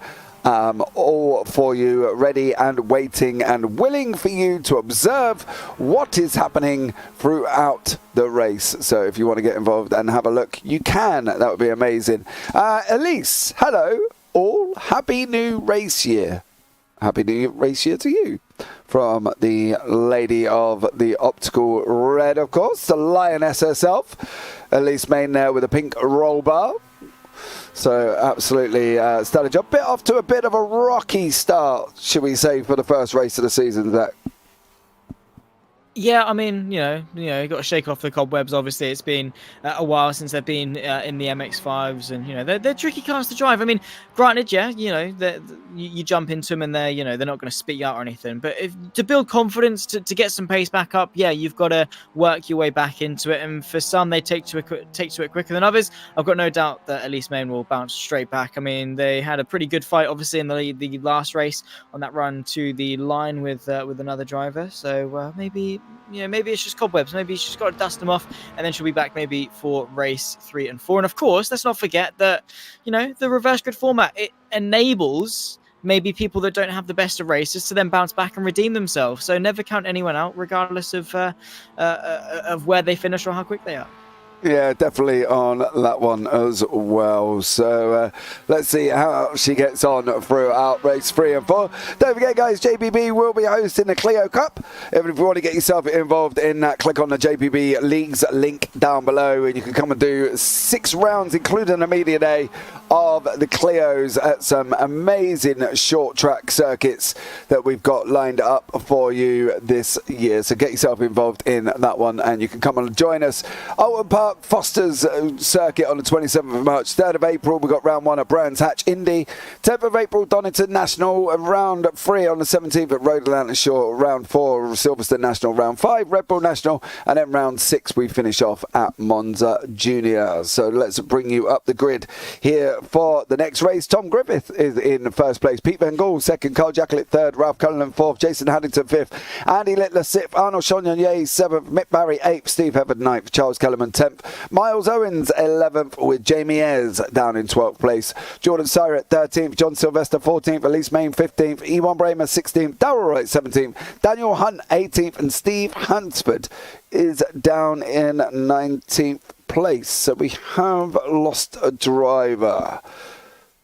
As I try and sit here and work out who we have lost for race 3. I can't quite work it out at the moment. Anthony, I think, was someone. Obviously, just a moment ago, Pete Van Gaal dragged me into a voice chat and let me know that he wasn't able to get into the session. So I think, James, we're going for a new session for. Is there another session? Because I'm staring at no cards here. Yeah. It's a Hungary 2021 situation. I think we're going for a new session. I can't quite remember who it was. But yeah, I don't think someone was able to get into the session. So unfortunately, we're going to jump. More waiting. We'll jump onto a BRB screen and we'll see you very, very shortly. Sorry about this, but I'm sure all tech issues will be sorted out shortly. But we'll be right back.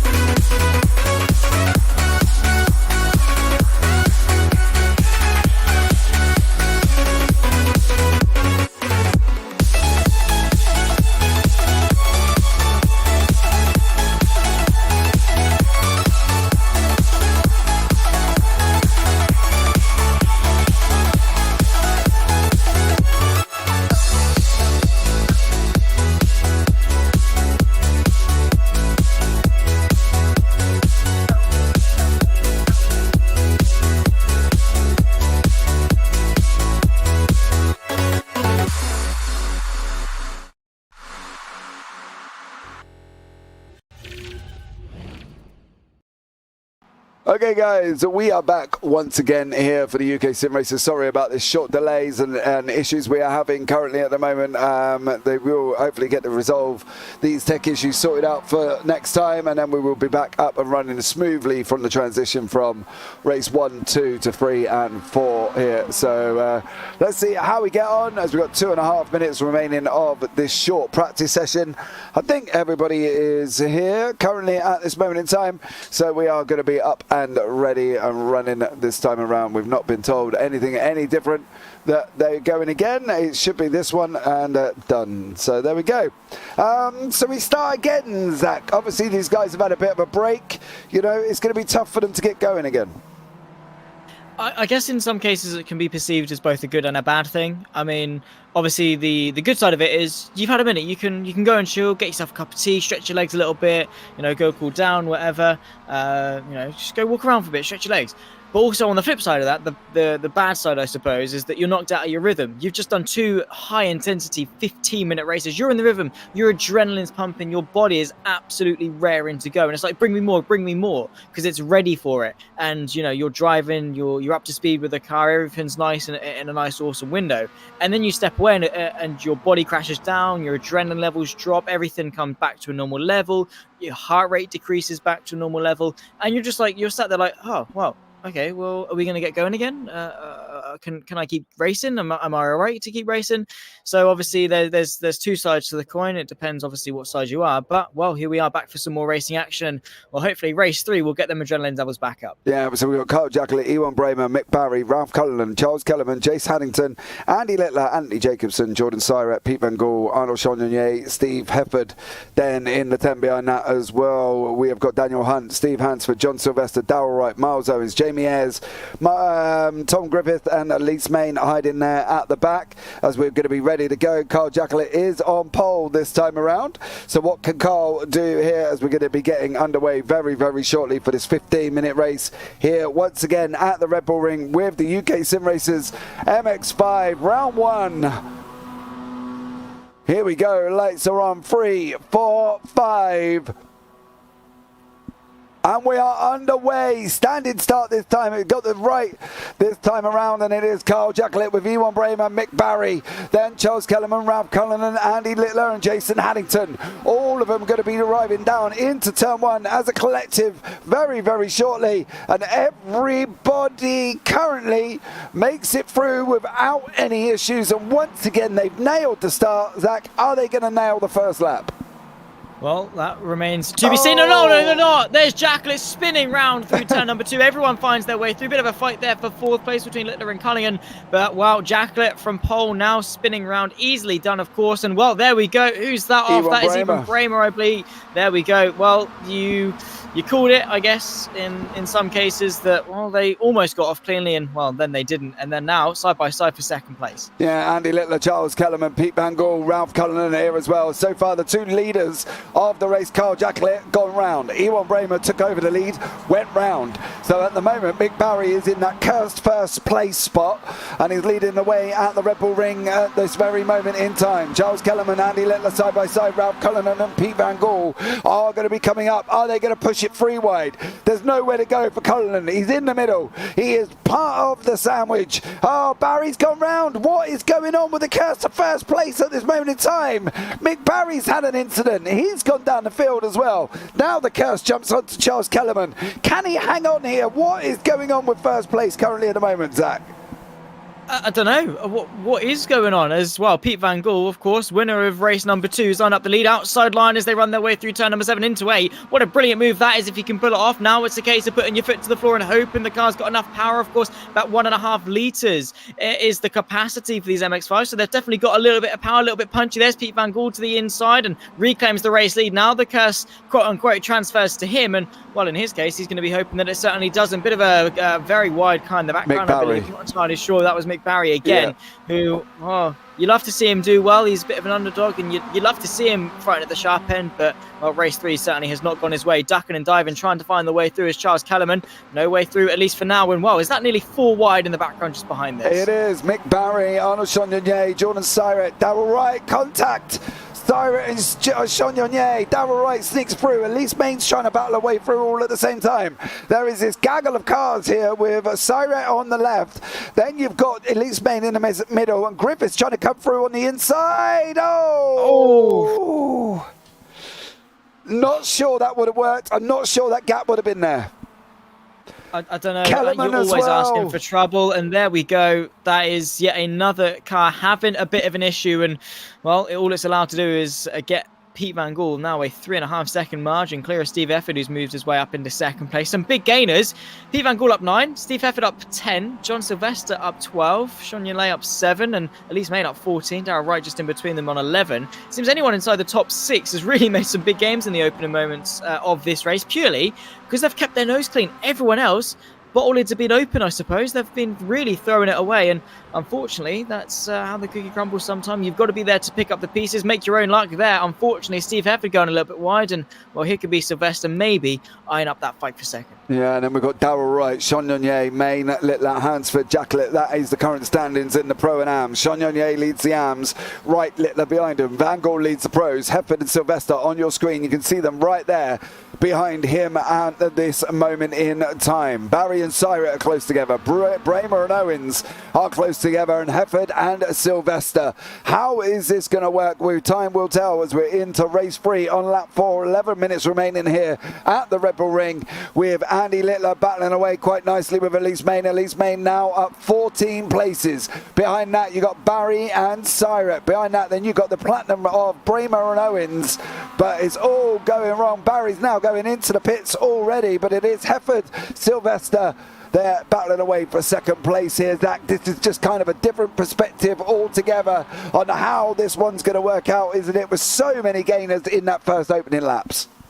Indeed. So, talking about Elise Main for just a second, we were talking about how maybe she didn't get off to the best of starts this season. Up 14 places up into 6th place. Brilliant start, of course, for her, and maybe a little bit more in that fight, maybe for 4th behind Darrell Wright and Anna Chagnier as well. Maybe more to come from Main, who is definitely looking to make their way forward. Very, very close fight as well for second, as we said. But yeah, it's been an awesome start to this race as Steve Hefford is under a bit of pressure. John Sylvester catapults himself up into second place. And in all fairness, I don't think that was too hard fought from Hefford. I think he was more than happy just to allow Sylvester through, to say, you know what, second, third, it's a podium. I'm not too fussed. I'd rather not fight. I'd rather not risk it. Let's just get away from everyone else because they've got a decent margin behind them. Yeah, they definitely have. Sylvester and Hefford here. There's no need for these guys to be scrapping, even though they are racing drivers, and they will. Don't get me wrong. They're not going to sit back and give each other a hug, should we say, on the racetrack. They might after in pit lane, but Barry, Griffiths, Ayres, Jacobson and Hunt are all currently nestled in the pits. I think Ayres is back out on track now as he sets his 1 minute lap time there, with Steve Hansford battling away in the middle of the platinum boys of Owens and Bramer. Bramer's looking racy as he's coming round effectively turn 2. As he races round into 3. He's got to keep it tight now. Throw it into the left-hander. Catch the curb on the outside and straight line that as best as you can. Oh, not sure I would have run that a little bit more wider. I think I probably would have tucked in and got a little bit more straighter, but I'm not the one in the car, don't get me wrong. Clearly, I'm sat up here in the booth, but yeah, not... For good reason. We're up here for good reason, aren't we, James?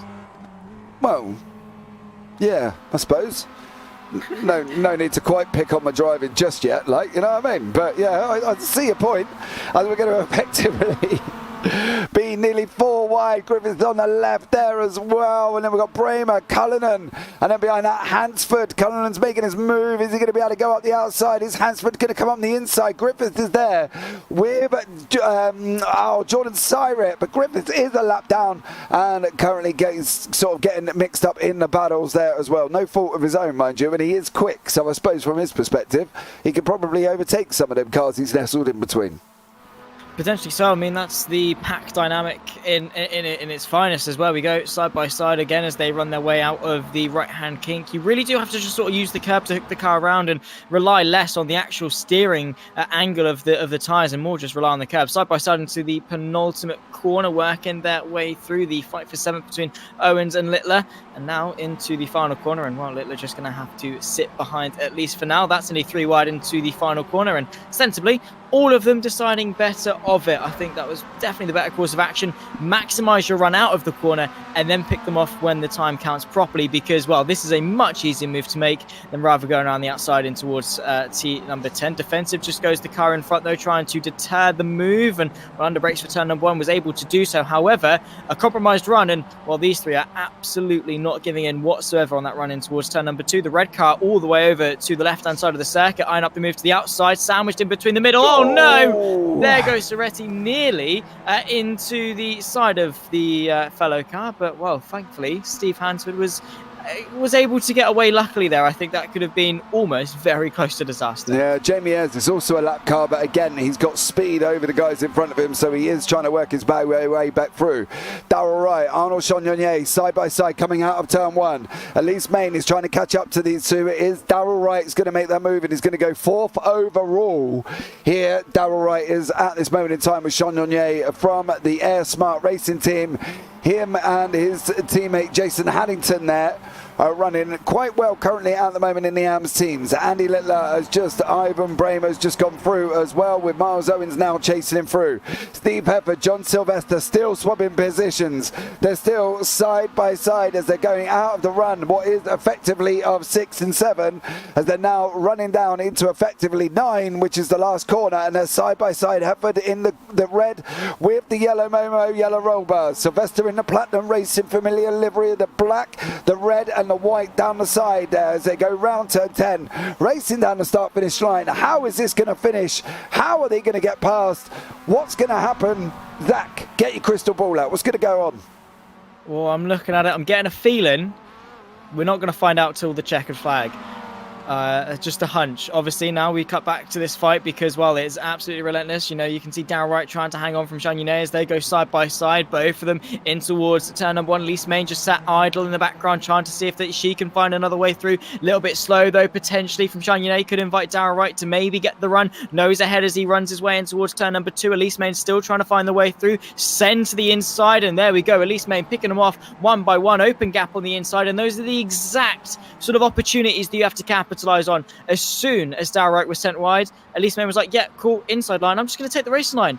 Decisive, confident, and up inside the top 5. And that's the difference on this circuit there. You saw it with Elise Main. She ran and chopped a lot of what is the exit of Worth there on the circuit, and you don't get an off track. You do that anywhere else and you get an off track. That's where these off track limits and these lines of, I don't know, borders, I suppose, of the race circuit, completely different. Sylvester's trying to go up the inside of Hefford. That's not the ideal line. Hefford's going to carry speed. He bounces over the sausage curb. He's now under attack from the Platinum Racing Sylvester once again as they're going into turn 2, as they are currently at the moment. Chagnon in the background there with Elise Main on the right hand side. Main with the pink roll bar, of course. Chagnon with the yellow and black. Air Smart Racing Team MX5. Around they go side by side round turn 2. You've got to give a room on the inside, as he does so there as well. Main, watch Main's line here, Zach. She takes a lot of the inside curb. Look, it's practically all gone, and gets that straight line run out on this round down into 9 effectively. Yeah, now 3 wide as they rise over the hill, dip back down. Elise Main all the way over to the right-hand side. Left-hand side a shot, of course, in that black car, pink roll bar. Outside line, though, as Chagnon tries to find a way through. There's Darrell Wright, maybe having a look into the final corner. Elise Main skyrockets herself into P4. We said she might, and now, well, second pickings between Chagnon and Darrell Wright. They're fighting now over what is 5th place on that run in towards turn number 1. Very, very tight to the inside goes the Frenchman. Now comes Darrell Wright, putting out to the outside into turn number 1. Breaks early, though. Tries to go for the switcheroo. Tries to get back underneath him, get his foot to the floor and hope. Much better run off the apex of turn number 1. Just in the background, actually, Miles Owens could find himself into the mix on this fight as well. 2 wide once again, and Darrell Wright with that black stripe coursing down the middle of his MX5. No way through for now, and now Elise Main 1.5 seconds clear. Miles Owens on the scene. He himself is up 10 places, and, well, I think he's eager to make it 2 more, James. Yeah, to be fair, he's got about 3 minutes. There's about 3 laps just as PVG goes over the line about now. He's got about 3 laps remaining here on lap 13. They will finish on 16, of course. Ralph Cullinan is trying to currently get past Andy Littler with Charles Kellerman behind him. That on track is actually Tom Griffiths. He is currently a lap down with Jamie Ayres, Mick Barry. So let's see how this one works out. But Chagnon right, separated again. But here comes Owens now. He's going to take it 3 wide down into turn 1. Is he? He's not. The door got closed by Darrell Wright and he couldn't make it through. Cullinan's also looking. He's looking here as well on the inside of Darrell Wright. Gets Andy Littler and he got the job done. But Darrell Wright, Chagnon, Miles Owens, Ewan Bramer, this is not done yet, Zach. I think this is going to whittle on for another next 3 laps. Oh, and I'm here for it because, well, what a fight it's already proven to be. And, well, there we go. This is now turning into a 4-way fight and bring it on. Darrell Wright trying to hang on from Chagnon and now looking to the inside. No way through, though, because the Englishman's there to cover it off. Looking to the outside. No way through just in the background neither. There you go, Wright. Really covering off quite a lot of circuit, in all fairness. I'm surprised that Chagnon was able to get the cut back. He had a bit of a look in towards turn number 10, no way through. That's going to compromise his run. And now, Miles Owens, he wants a slice of the pie. That drag race on that run up in towards turn 1. Yeah, Owens on the right-hand side, but here comes Bramer as well. He's going to want to get involved with this at the moment. Are they going to take this too wide? Owens is on the left-hand side here, rolling into 1. He's got the way through. I think Arnold Chagnon, Miles Owens, Ewan Bramer got an absolute barnstorming run out of 1 and is now on the right-hand side of his teammate. He nestles back in behind. Chagnon goes in hot here. Doesn't quite make it there. Well, blocks to move off from Owens, but jeopardizes his exit as Owens is tucked up right behind. This is just going to be unbelievable on the last lap here as PVG is going to be, I think, it's going to be the final lap. Oh, no, I think he got one more in. I think they got one more in, and this battle is going to rumble on as Ewan Bramer almost goes up beside Miles Owens, his teammate, of course, from Platinum Racing. Yeah, well, teammate battles. They're trying to work together to close the gap up in front. Has PVG got the gap to slow down and make this the last lap? Well, he can do, but I probably doubt he will. He's got about 5.5 second gap up front. Yeah. Well, it depends how close it is. I mean, he might just be able to take the lap anyway, but it's not too, not often that he sees it. I mean, he's been in control anyway, so he doesn't really have any reason to. It's just one less lap to risk losing the lead, I suppose. But anyway, gives us one extra lap of racing action if he decides not to. And, well, here we go. Still 4-way for 5th place. Darrell Wright is able to hang on to it. Here comes Pete Van Gool through what could be the final corner. It could be the checkered flag. Here we go. It is a checkered flag here, and it's going to be done by PVG. Pete Van Gool takes the win. John Sylvester second. Steve Hefford third. Then we got the battle with Miles Owens. He's going to be looking at the inside of Arnold Chagnon coming round 9. Is he going to get the job done this time around? It doesn't look like Owens is going to get him. Can he get the run off the line? Off the final corner. He's going to tighten it up now. Here we go with Miles Owens. Oh! Maybe slow down on the line? Not quite sure what's happening with the Platinum Racing guys there. Slow down, surely. Had to be. I'm puzzled. I'm puzzled as well. Maybe Owens was going to give Bramer the win and Bramer turned around and said, oh, give Bramer the points, but Bramer turned around and went, nope. Thank you very much. I do not want them. So... yeah, I don't know. That's the first time I've ever seen anything like that, to be fair. Right. Here are the results from Heat 1, of course, here tonight. Not Heat 1, this is race 3, sorry. Pete Van Gool in first, John Sylvester second, Steve Hefford third, Elise Main is in fourth. Darrell Wright takes the victory in the arms with Chagnon behind him. Miles Owens in seventh, Ewan Bramer eighth, Ralph Cullen ninth, Andy Littler 10th, Charles Kellerman 11th, Carl Jackal at 12th, Jordan Sider at 13th, Steve Hansford 14th, Jason Anderson 15th, Tom Griffiths 16th, Jamie Ayres 17th, Mick Barry in 18th place. Then behind that, Anthony Jacobson and Daniel Hunt. There last, unfortunately, for them guys. So let's see how we go. We've got a brief 5-minute warm-up again here as well before we move on to the final race of this evening. And we've got PVG waiting in the booth for us. Pete Van Gool, who comes in, he's a very happy man this evening. Of course, 2 victories so far. Pete, how are you? Good evening, lads. I'm doing all right. It's been a cracking racing tonight. And, yeah... got away with it. Oh, come on, don't overdrama. Well, you've been leading, you led by quite a lot in both races there, under no pressure whatsoever. I know, but I was lucky to be starting in front of the likes of Dan and Jamie and Steve, and because I was racing John Sylvester and Milo in race 1, which was epic racing. There's new guys in here, and they're quick and they're clean, and so I think I was a bit lucky to get away with the race 2 and 3. Because once you create that gap that you don't have draft and the cars behind are fighting, then it's just you just drive off into the distance. Okay, so what's on the agenda for you over the next 3 seasons, Pete? What's your plan? You know, you're defending champion at the moment. I know it's a heavy burden, but you know, I just want to race and have fun. If I win, it's nice if you win. It's nicer just to, like I did in race 1, I was fighting for 8th position with John. We went door to door for 2 or 3 laps. It was epic. I was smiling from ear to ear.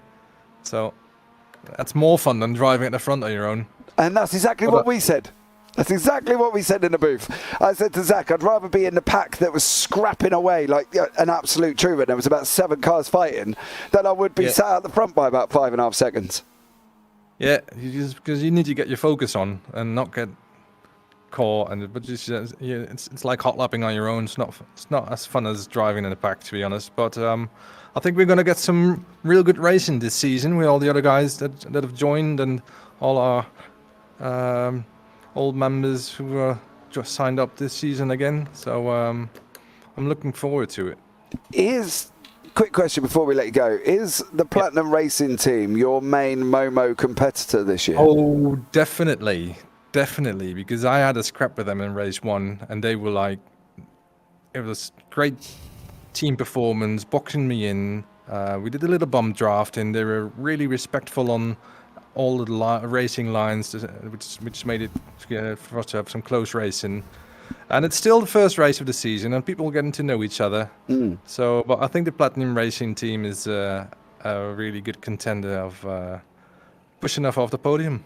Ooh, could it be the end of the Momo reign in the UK SimRacers? Well, we'll see. We'll do our best. All right, well, we'll let you get back. You got about a minute left there, bud. So take care and hope you have a good race 4. All right, cheers, lads. Take care, mate.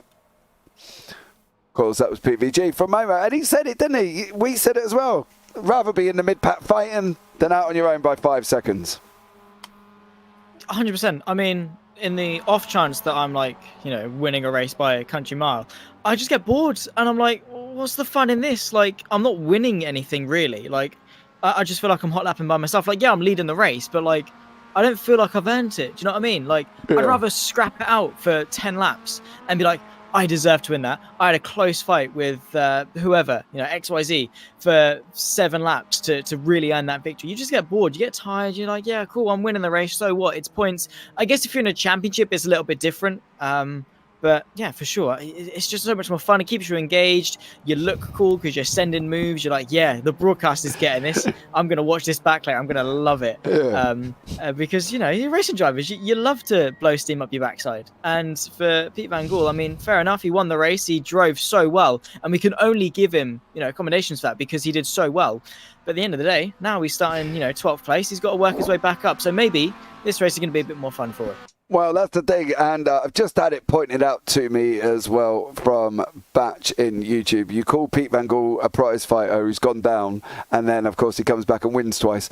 So, Carl Jackley in first place, Charles Kellerman second, Andy Littler third, Ralph Cullen fourth, Ewan Bramer fifth, Miles Owen sixth, Sean Yonier seventh, Wright eighth, Main ninth, Hepford 10th, Sylvester 11th, and PVG down in 12th place. Then, of course, after that, we have got, when it wants to move, Jordan Syrett, Steve Hans for Jason Anderson, Tom Griffiths, Jamie Ayres, Mick Barry, Anthony Jacobson, Daniel Hunt there as well on the grid. They all have got on very, very quickly, and we are about to start here once again, race 4. And I did call him a prize fighter. I did say he was out of his prime and he went down the order too quickly, and then he comes back and wins twice. So, you know, talk about sticking it to the commentator. But here we go. Round 4 is underway. Oh, Ralph Cullen's in reverse. Ralph Cullinan put the car in reverse. He went backwards. I saw that, Ralph. You wait till I have a chat with you later. Carl Jacklett is in the lead. Charles Kellerman behind him. Andy Littler behind that as well. Then we got the platinum of Bramer, Sean Yonye, Miles Main, all mixing up as well. And once again, at this current moment in time, before I put the mockers on everything, apart from Ralph Cullinan being in reverse, everybody makes it cleanly. Yeah, indeed. So that is embarrassing. Send to the inside there. Brilliant move, of course, towards the back end of the top 10 as Griffiths is fighting over this place through the sweepers, through the left end. Of course, a slight kink to the right. Everyone just trying to find their feet, find their position on the track. And if your name is Ralph Cullinan, you're trying to find first gear. Over the crest in towards the penultimate corner, and Carl Jacklett is able to get through the first couple of corners without spinning it like they were able to do in race number 3. Fortunately, a little bit cleaner as side by side here in the fight for, well, everywhere really, side by side up and down the field. The only one really able to get away is Jacklett, who I think has learnt off their mistakes and, well, leads the first lap here in Austria. Yeah, he does. Andy Littler, Ewan Bramer, Arnold Chagnon, Miles Owens, they're all mixing up in a pack. Here we go. They're going to run into turn 1. Here's Bramer, Littler, Owens, Chagnon, Hefford, PVG, Main, Wright, Griffiths, all mixing it up as they're going into turn 2 here and for the final time in race 4. But 16 laps, Hefford and PVG comes contact. PVG's going. Him and Hefford are playing pinball with each other.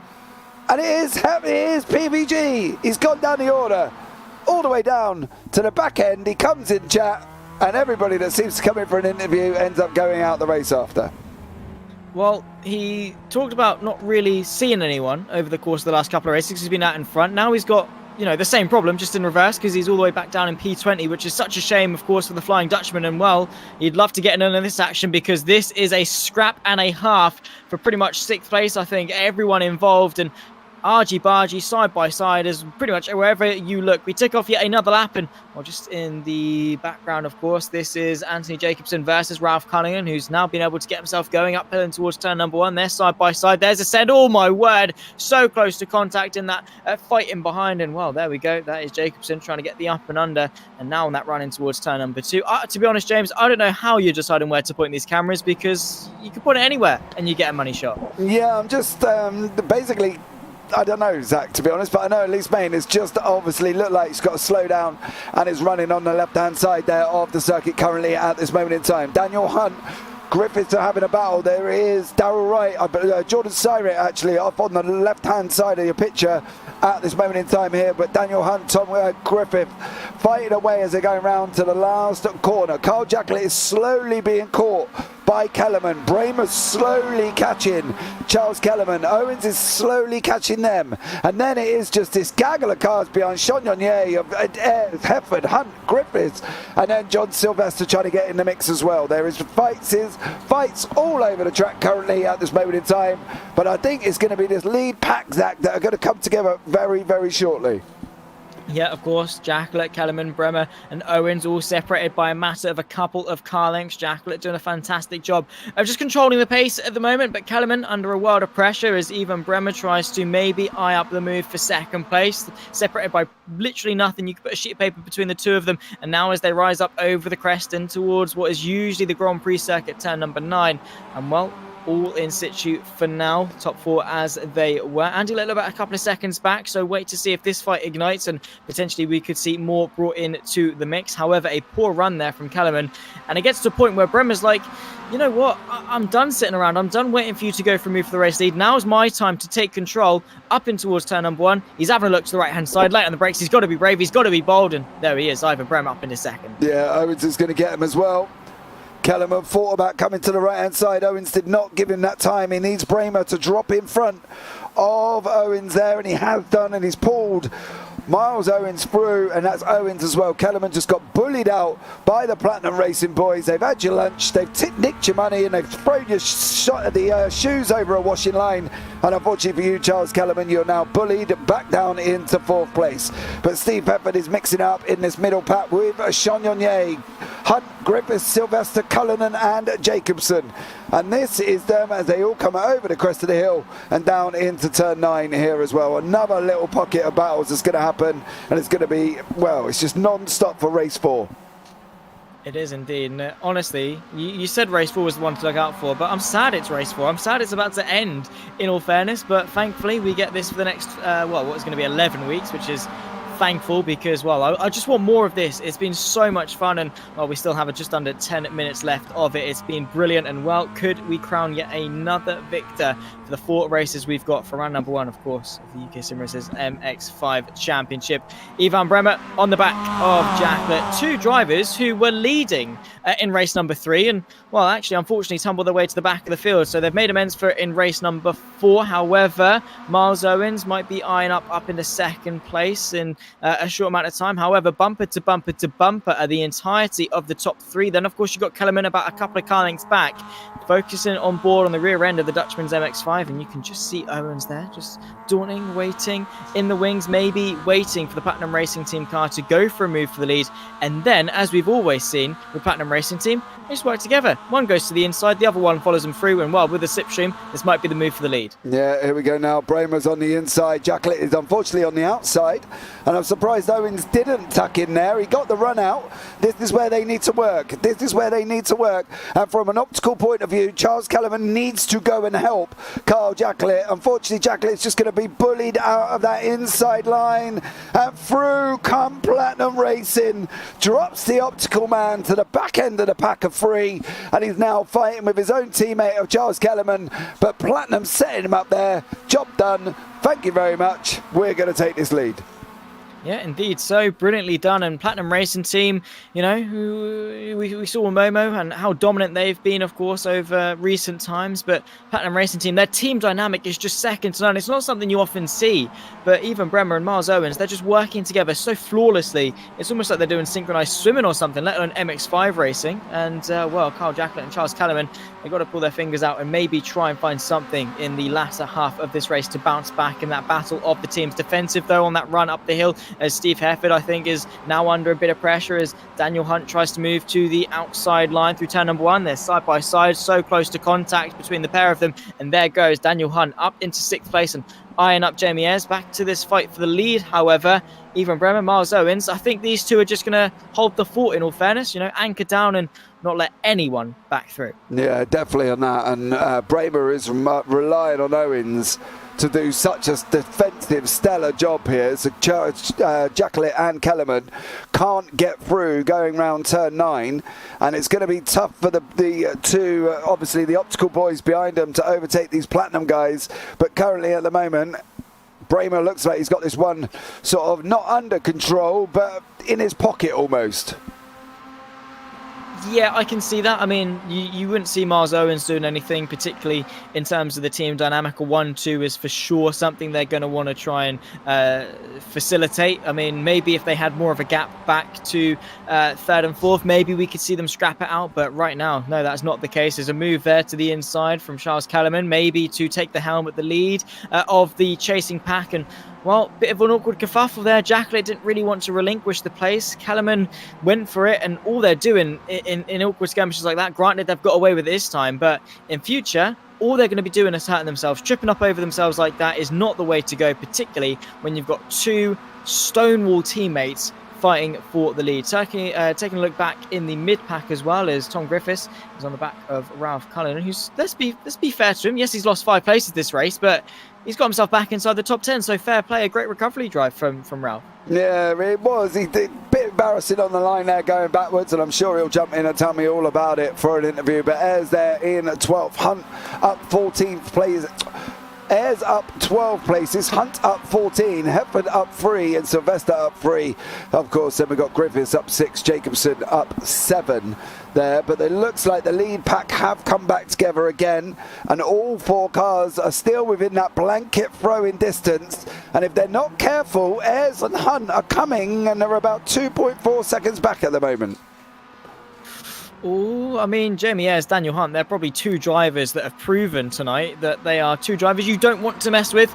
And up now 12 places and 14 places, respectively. They are on a mission to the front. All it takes, I mean, right now, those four cars are very, very short fuse. All it takes is the slightest of sparks. Jamie Ayres, Daniel Hunt, they will be on the case. And, well, they're not teammates. They've got no relation to these guys in front. They're just going to absolutely send it, get themselves into the mix. And, well, maybe we could see someone outside this top four winning the race. Who knows? We'll wait and see. MX5s, they're unpredictable. Anything can happen. But at least for now, Ivan Bremer, Miles Owens, and Kyle Jacklett are your top three. Just in the background, a bit of a move, potentially Daniel Hunt. But as it stands, Jamie Ayres, Daniel Hunt, Steve Hefford, if they want any chance of fighting for the podium, they've got to work together. But as we've said, they're racing drivers. They don't often do that, James. No, they definitely don't, and not from the same team. However, they are in the same voice chat, so I would be surprised if there's some form of communication going on up there as well. But it looks like Jacklett nearly made that move past Owens. It looked like Owens made a mistake. He's pushed his teammate out wide, and here come the looming pack. They've just taken a second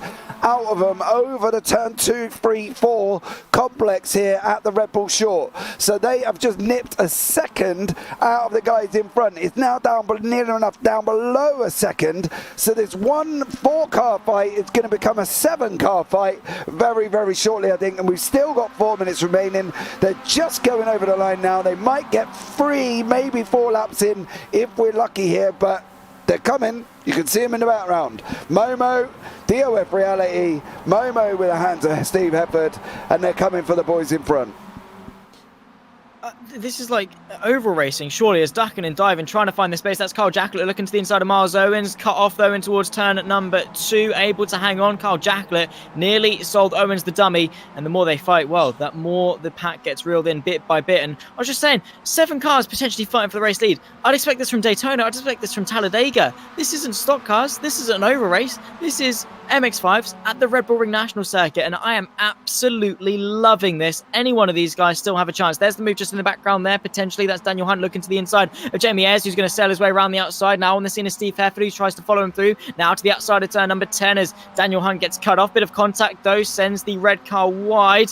And now Steve Hefford, well, of course, trying to capitalise on a slow Daniel Hunt. He pulls out to the right-hand side, slowing this chasing pack's progress down. Lifts off a little bit, doesn't quite have the steam, maybe. He's got to be brave, bold, and brilliant on the brakes in towards turn number 1. There he goes. Daniel Hunt, unfortunately, falling back behind. And, well, Steve Hefford, he's really impressed me with his pace in the last couple of races. Steve Hefford normally at the front end of the field. We know that already. There's a bit of a 1.1 second gap. That brief moment of the guys behind fighting has lost them that second that they did have. But it is Bremer, Owens, Jacklett, Kellerman, Ayres, Hefford, Hunt. You can see them all on your screen. One of the other things that's happening here is Ralph Cullinan and Sylvester. They've been swapping positions for the last couple of laps.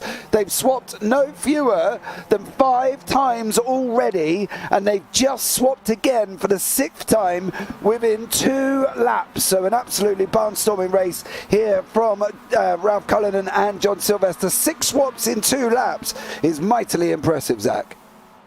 Really is. They've just been going at it toe to toe back to the front because Miles Owens, once again, Kyle Jacklett maybe, pulling back in, trying to psych out his opponent, just saying, look in your mirrors, mate, because I'm looming. I might go for a move. You never know. I might lure you into a false sense of security. However, forced to go defensive is the red, white, and black MX5, ducking and diving, trying to sell the dummy. But once again, Owens is unfazed. Kyle Jacklett really trying to spark some sort of offensive initiative in the dying moments of this race because he knows full well time is not on his side. No, it definitely isn't. They're going to have literally, we think this could necessarily be the last lap. We got fooled last time as they went across the line just at 58. So we're going to have to see what Ivan Bremer does here and whether or not we're going to be able to see whether or not this is going to be the white flag lap. He's coming down the last 8 seconds. He could back off potentially, but I don't think he's going. Barney's not waving, so there's going to be 1 and 1 more. So we are going to have this lap and 1 more here tonight at the Red Bull Ring. So we are back on to the initial 16 laps that we are going to have. However, for Charles Kellerman, he's got Jamie Ayres looming, and he is looming big style. Here we'll see the Momo of Jamie Ayres, recognisable from the black on the bonnet. Steve Hefford is yellow, PVG is white, and here he comes in now. Oh, big big run in for JBS. Is he going to be looking at trying to come up the inside very, very shortly? The battle still looming for the leaders. Bramer, Owens, Jacqueline, Kellerman, all fighting away as they come round to the last couple of penultimate corners, and what will be, Zach Sweeney, the penultimate last lap. Indeed, so defensive into the penultimate corner. There's Owens trying to send it around the outside of his teammate. That could invite Jacqueline to the inside, running a little bit wide, though, does the second Platinum Racing team. I think this is the checkered flag, James. Checkered what? That's what it says. Bramer's taken. Okie dokie. Well, there we go. Ewan Bramer took the victory, Carl Jacqueline second, Charles Kellerman third. Miles Owens must have got a slowdown because he got fourth in the end. Jamie Ayres fifth, Hunt sixth, Hefford seventh, Griffiths eighth, Jacobson ninth, Littler is in 10th. Now Sylvester and Cullinan are on the run down to the line. It is Sylvester got the win over Cullinan by 0.096 of a second. Then PVG recovering his way through into 14th. Haddington finishes there as well, right behind him. And then Hansford, Syret and Chandonnier. That was not waving. Barney was not waving that lap. He was just kind of stood there. We crossed the line, I think it was dead on 59 seconds, which is exactly the amount of laps. So maybe iRacing was just like, you know what, for the sake of a few attempts, we'll just, for simplicity's sake, we'll call it at this. I don't know. I've seen it before, really, and with bigger margins than like less than a second for the race to be called slightly early. But who knows? Whatever happened, happened. That was the race called. Ivan Bramer, that final lap was a 1:09, so a whole second longer than what was originally happening. But either way, we got the laps that we were promised and 15 minutes of racing, and this is how they racked up for the final race. Yeah, Ewan Bramer in first, Carl Jacqueline second, Charles Kellerman third, Miles Owens fourth. Think he got a slowdown at the end there, Miles Owens. Jamie Ayres fifth, Daniel Hunt sixth, Steve Hefford seventh, Tom Griffith eighth, Anthony Jacobson ninth, Andy Littler 10th, Mick Barry in 11th, John Sylvester in 12th, battling away with Ralph Cullinan in 13th, PVG 14th, Jason Haddington 15th, Darrell Wright 16th, Steve Hansford 17th, and of course Jordan Syrer 18th there as well. Behind him, Sean Yonye in 19th, and Elise Main 2 laps down in 20th. We have got Carl Jacqueline up in the booth with us. Carl, how are you, sir? Yeah, chuffed. I think I redeemed myself in that one. Yeah. Well, it's a good thing, Carl, that you haven't got a race after this, really, isn't it? Yeah, because I'd fall off. Yeah. And that happens every time you come in for an interview, which is quite bizarre, to be honest. But there we go. How's your evening been overall? It's been up and down. You've been involved in the first. What we didn't get was race three. You were first place. Yeah, I went in too hot and spun. Oh, was that it? Yeah, I just went in too hot into turn 2 and spun. Oh, okay. Because then behind that, Bramer took the lead. He went and spun. Then Barry took the lead and he went and spun. Yeah. So none of you wanted the lead then, I guess, on that one. But how's your night been overall? Yeah, I'm very happy. Very happy. It's been a blast. Love the circuit.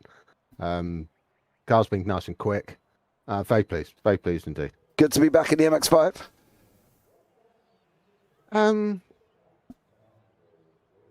No, I really like the GT86, but I like the MX5 as well. And absolutely love the new Clio and the Formula Ford. That Formula Ford is a beast. Well, there we go. Well, if you want to get involved with a Clio League, link is in the description below with the JPB doing a Clio League on a Monday evening. Just put it out there. Be tempted. Anyway, I'm going to cut that short because time's racking on tonight. So okay, mate. Anyone you want to give a quick shout out to before we let you go? Just you lot for doing a great job. Awesome stuff. Thank you, Carl. Take care, buddy. Enjoy. Yeah, good night. Take Cheers. care. Bye.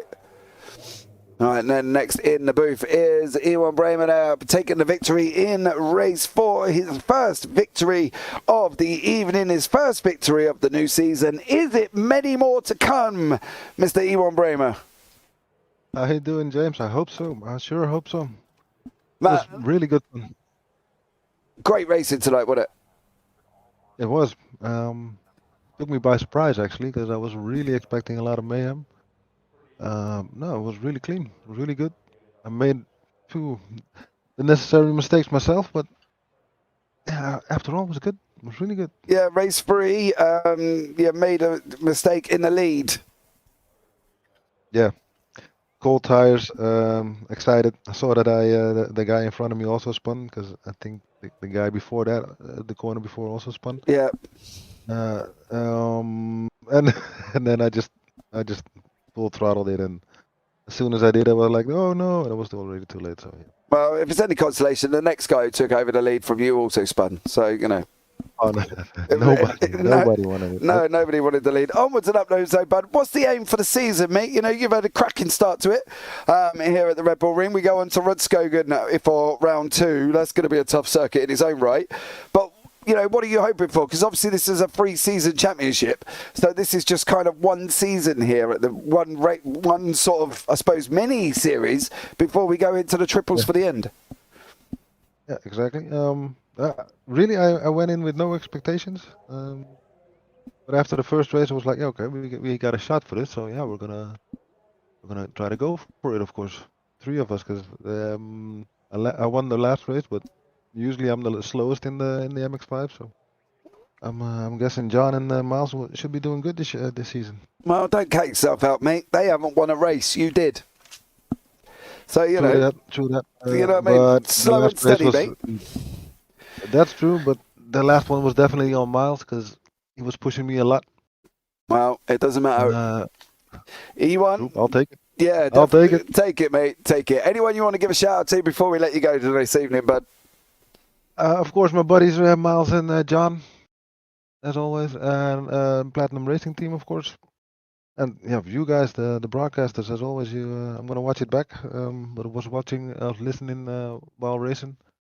Enjoyed it. Awesome stuff there, mate. Well, thank you so much for joining us, bud, and I'll look forward to chatting to you as the season goes on. I hope so too, man. Take care, buddy. You too. Yeah. Well, there we go. That was Emma Raymat there as well. If you're wondering why it's got a black screen, it's just the session has ended, and unfortunately it's kicked me out. Last word of the evening from my, young commentator who's joined me for the first time and is going to join me for the next 12 rounds. Zach Sweeney. Zach, what do you think of that for the first time out? Oh, I'm speechless. I loved it. I always say it's not often, you sort of fall in love with a series, but when you've got a format like that, 4 15-minute races back to back, reverse grids in there and cars like the MX5s, what's not to love? And the racing that we had, it was so competitive. We had fast drivers. The reverse grid, really enticed them to battle their way back through. The races were so clean. We had the excitement. We had the drama. We had the chaos. We had everything. And honestly, if that's round 1, bring on the rest of the season and bring on the rest of this year. Absolutely, guys, as well. That rounds out the broadcast here this evening. We do go on to Rudskogen next week for round 2, and then Brands Hatch Indy will be round 3 as well. So thank you so much for joining us. Don't forget to subscribe, like, and turn on the bells for notifications. If you want to get yourself in the JPB Clio Cup, link to the Discord is down in the description below, so get yourself involved in that. Monday night, 6 rounds of racing. Absolutely stellar evening going on there. But for now, guys, from myself and Zach Sweeney, you all take care. Have a great week. And you never know, we might see you on the track sometime. Good night.